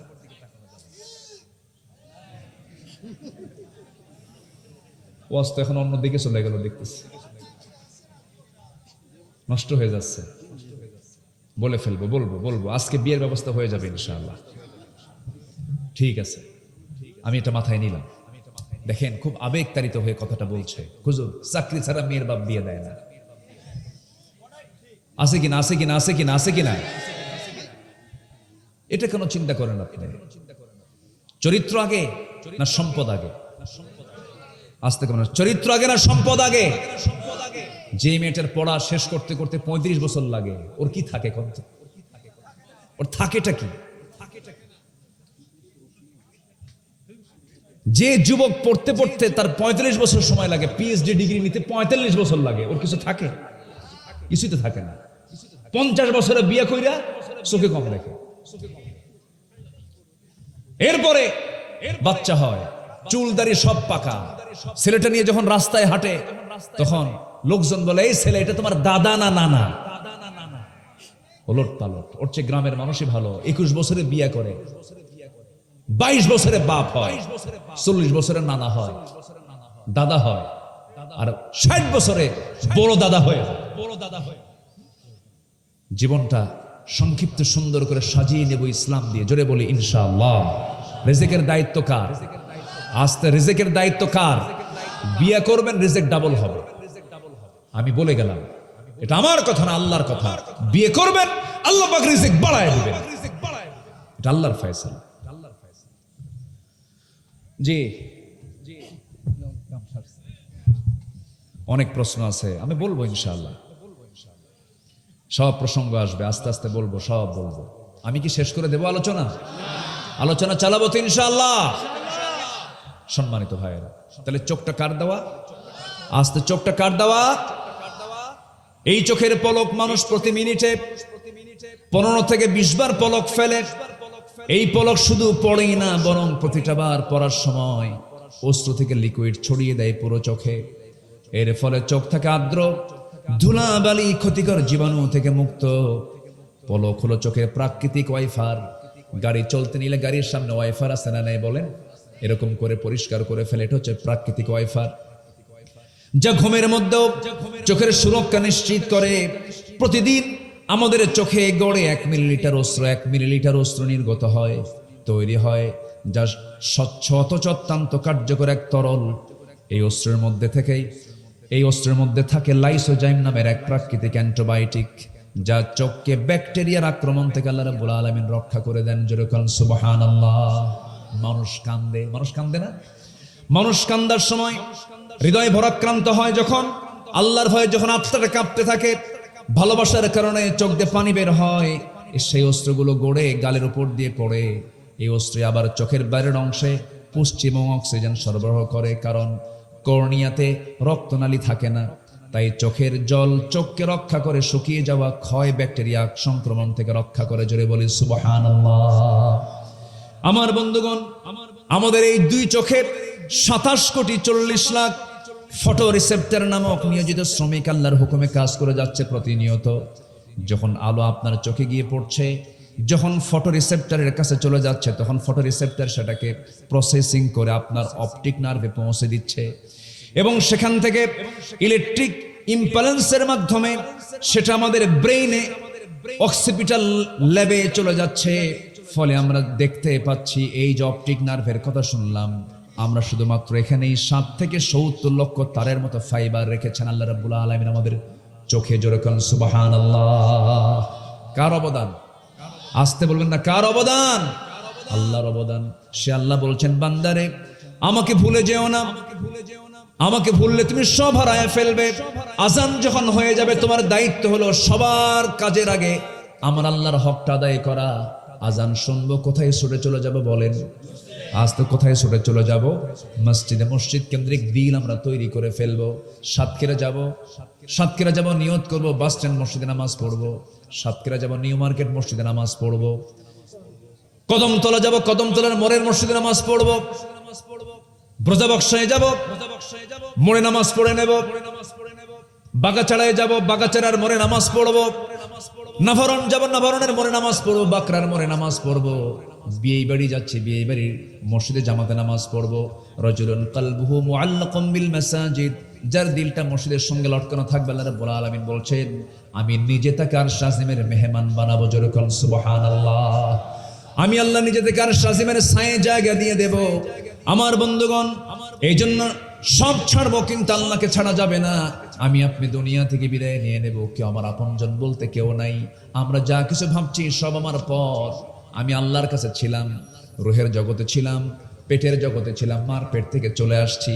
এই দুনিয়াতে আসার সঙ্গে সঙ্গে মার পরিচয় হয়েছে, বাবার পরিচয় হয়েছে, ভাইয়ের পরিচয় হয়েছে, বোনের পরিচয় হয়েছে, বিয়ের মধ্যে দিয়ে স্ত্রীর পরিচয় হয়ে গেছে, আবার সন্তানাদি হয়ে গেছে, বাবার পরিচয় আবার ফিরে আসছে। কিন্তু এই যে আমাদের চক্র আমরা দেখি, আমরা এগুলো দেখি, আবেগ প্রকাশ করি, মোহাব্বত প্রকাশ করি, সন্তানাদির প্রতি আকর্ষণ বেড়ে যায়। ঠিক আছে, ভালো কথা, কিন্তু আপনি আব্দুল্লাহ, আপনি আল্লাহর গোলাম, আজকে আপনি রাত 3টার দিকে মারা গেলেন। বলুন তো পৃথিবীর বন্ধু নামক কেউ কি আপনার সাথে আছে নাকি? আসতে বলবেন না, আছে নাকি? কেউ আমার সাথে নাই। আমি মূলত একা, আমার পাশে কেউ না, আমার সাথেও কেউ নাই। সেই জন্য আমার বন্ধুগণ, আমরা সব ভুলবো, কিন্তু আল্লাহকে বলা যাবে না। আল্লাহর হক আমরা আদায় করার চেষ্টা করব। দুঃখে বুকটা ফেটে যায়, আমার দেশে মাত্র 5% নামাজি, বাকি 95% মুসলমান নামাজি পড়ে না। যত দল আমার দেশে আসি, প্রত্যেকটা দলের নেতাগুলো মুসলমান পরিবারের সন্তান। প্রত্যেকটা দলের নেতাগুলো যদি বলতো আমার দলের প্রত্যেকটা কর্মীকে 5 ওয়াক্ত নামাজ পড়তে হবে, কিন্তু কোন দল, মাত্র ইসলামী দল কয়েকটা ছাড়া, এই দেশের কোন দল নামাজের কোনো কর্মসূচি নাই। জনসভার ডাক দেয়, জোহর যায়, আসর যায়, মাগরিব চলে যায়, নেতাও নামাজ পড়ে না, কর্মীও নামাজ পড়ে না। যে নেতৃত্বে নামাজ নাই, যে নেতার মধ্যে দিনদারিতা নাই, যে নেতার মধ্যে ইসলামী নেতৃত্ব নাই, ইসলাম কায়েমের কোনো এজেন্ডা নাই, সে নেতৃত্ব, সেই দলের মুখে আমরা থুতু নিক্ষেপ করি। আমরা এমন সম্পর্ক করব যে সম্পর্ক আমাকে জান্নাতের দিকে নিয়ে যাবে। যারা নামাজ পড়বে তার সঙ্গে আমার সম্পর্ক, যে দলে নামাজ আছে সেই দলে আমার সম্পর্ক আছে। জোরে বলি ইনশাআল্লাহ, জোরে বলি ইনশাআল্লাহ। আল্লাহ কবুল করুন, জোরে বলি আমিন। আমার বন্ধুগণ, অনেক কথা রয়ে আছে, সময় তো খুবই অল্প। 15টা চারিত্রিক গুণ নিয়ে কথা বলার কথা ছিল, 3টা কেবল বলেছি। আরো কি বলবো নাকি? বলবো, কোন আপত্তি নাই তো? আচ্ছা, নাম্বার 4 হলো তাওয়াক্কুল। ভরসা করব কার উপরে? আস্তে ভরসা করব কার উপরে? ছেলে দেন কে? মেয়ে দেন কে? দেন না কে? দোষ কার? আল্লাহর দোষ না, আমাদের দোষ? আমাদেরও দোষ না তো। আমার এক বন্ধু মানে আমার ছোট ভাই, উনি সুন্দর কথা বলেন, অনেক পরিচিতি হয়ে গেছে আলহামদুলিল্লাহ। আব্দুল হাই সাইফুল্লাহ, তো হাফিজাহুল্লাহ, ওনার 4টা মেয়ে। কয়টা মেয়ে? 4টা। হতে হতে 1 2 3 4। আমি বললাম যা হবে কামাই, সব খাবে জামাই। এই এরা কই যায়? বসো। এ ওস্তাদ কই? বসেন আর কিছুক্ষণ, একটু বসেন আব্বা, আমরা দোয়া করবো আপনাদের সাথে নিয়ে। জি আলহামদুলিল্লাহ, এরা আছে তো বরকত আছে, বলি আলহামদুলিল্লাহ। জি একটু বসেন। নাম্বার 4 হচ্ছে তাওয়াক্কুল। সন্তান আপনাকে কি দিল? ছেলে দিল না মেয়ে দিল না দিল না, এগুলো নিয়ে কি কোনো অভিযোগ করা যাবে? কাউকে গালিগালাজ করা যাবে? বউকে দাম দেয় না, জানেন? তোর পেট পচা আছে না এরকম?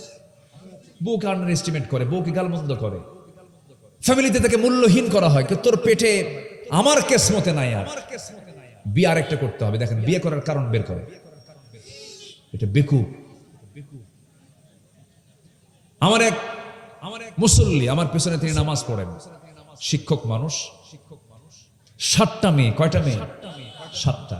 8ম সন্তান তার স্ত্রী গর্ভে আসছে। তো স্ত্রী গর্ভে সন্তান আসার পরে কেউ জানে না সন্তানটা এবার হয়ে গেছে, এবারও মেয়ে সন্তান হয়েছে।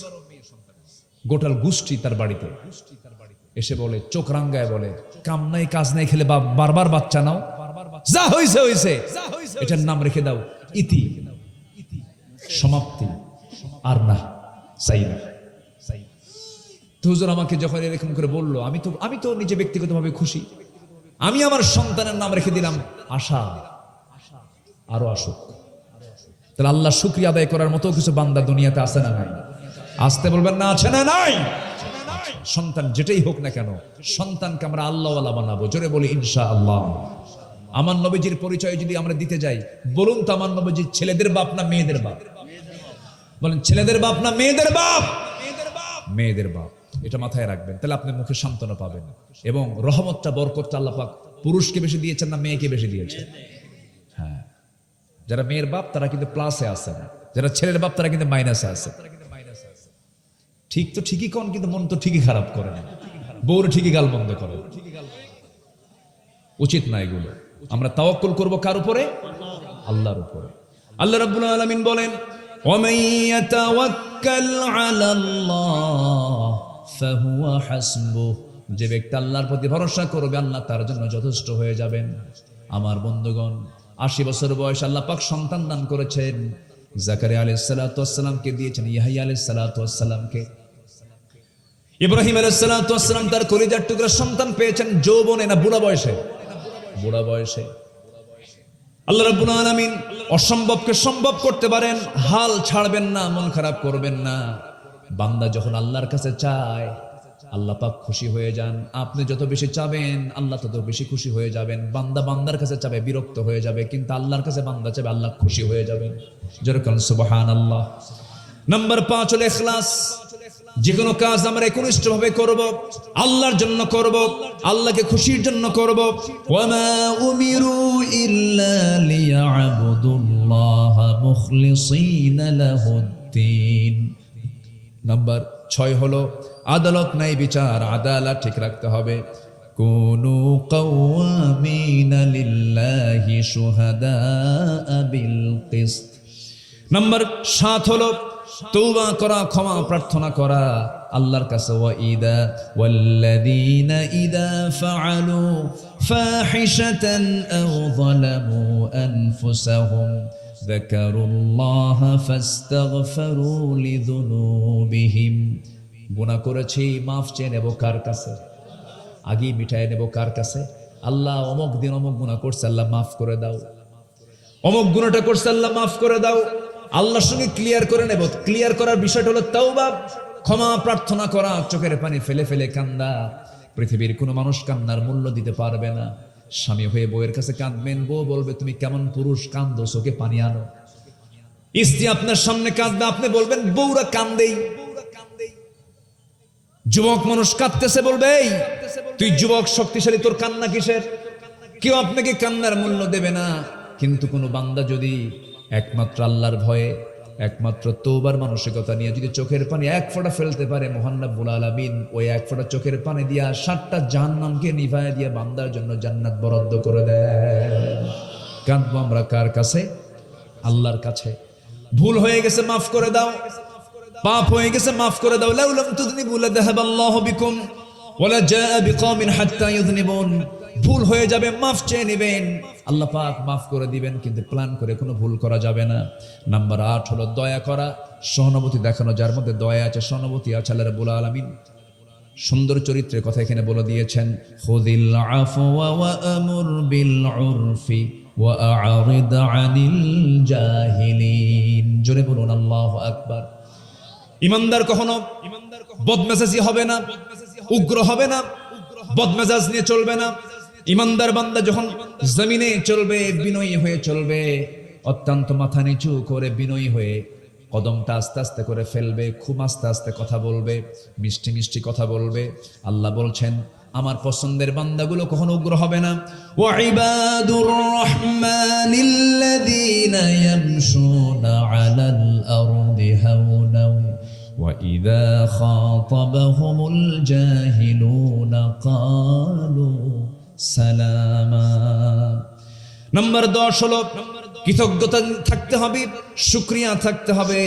1 নম্বর শুকরিয়া হলো, কার শুকরিয়া বলেন? আসতে বলবেন না, কার শুকরিয়া? ক্যান্সারের আক্রান্ত এক রোগীকে বলা হলো, ও ক্যান্সারের রোগী, তোমার বক্তব্য আল্লাহর ব্যাপারে তোমার কি বক্তব্য তুমি বলো।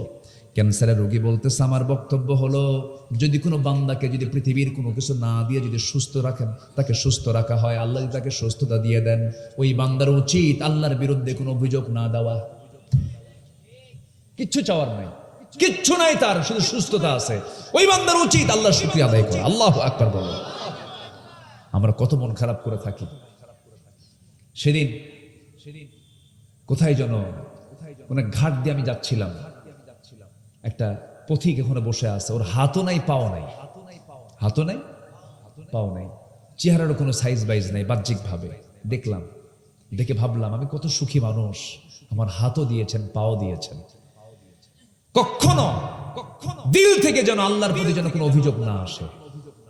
শেষ নিঃশ্বাস থাকা পর্যন্ত মুখ থেকে বের করতে হবে আলহামদুলিল্লাহ। এটা মাথায় রাখবেন, আল্লাহ পাক আপনাকে মাফ করে দিবেন।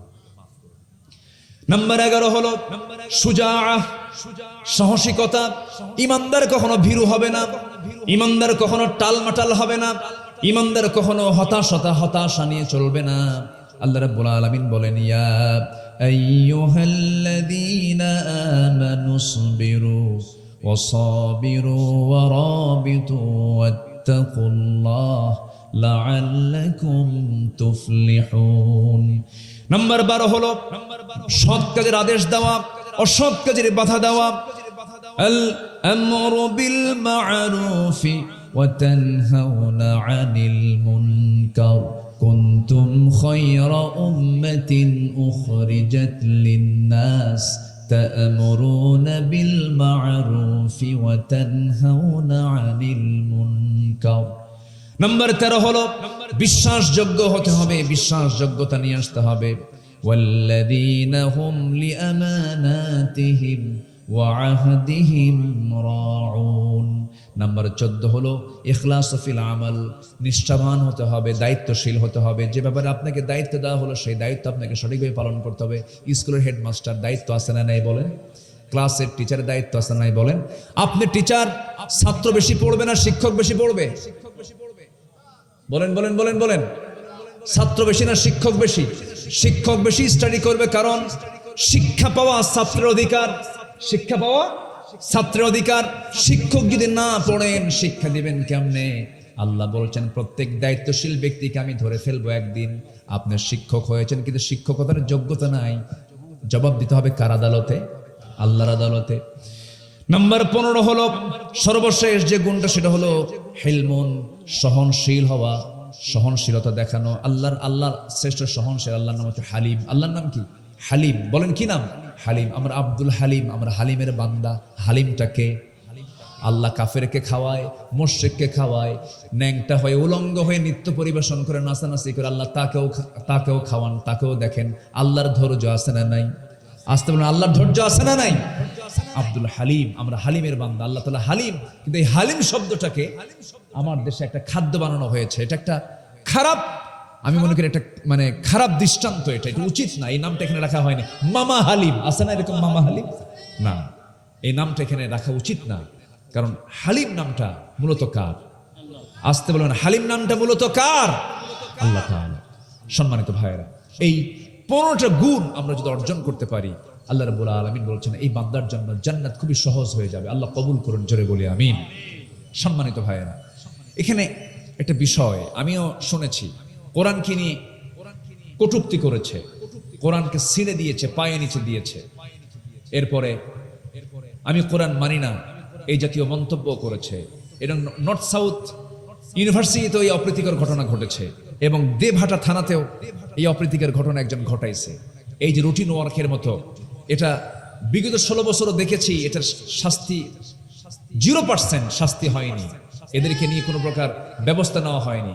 আমরা বড় আশায় ছিলাম যে অন্তর্বর্তীকালীন সরকার তারা অন্তত লিবারেল হয়ে এই সমস্ত বদমাইশদের বিরুদ্ধে শক্ত অবস্থান নেবে, কিন্তু দুঃখজনক হলো সত্য, এই সরকারের আমলে নতুন করে কিছু শিক্ষক নিয়োগ দিয়েছে 60,000 সঙ্গীতের শিক্ষক।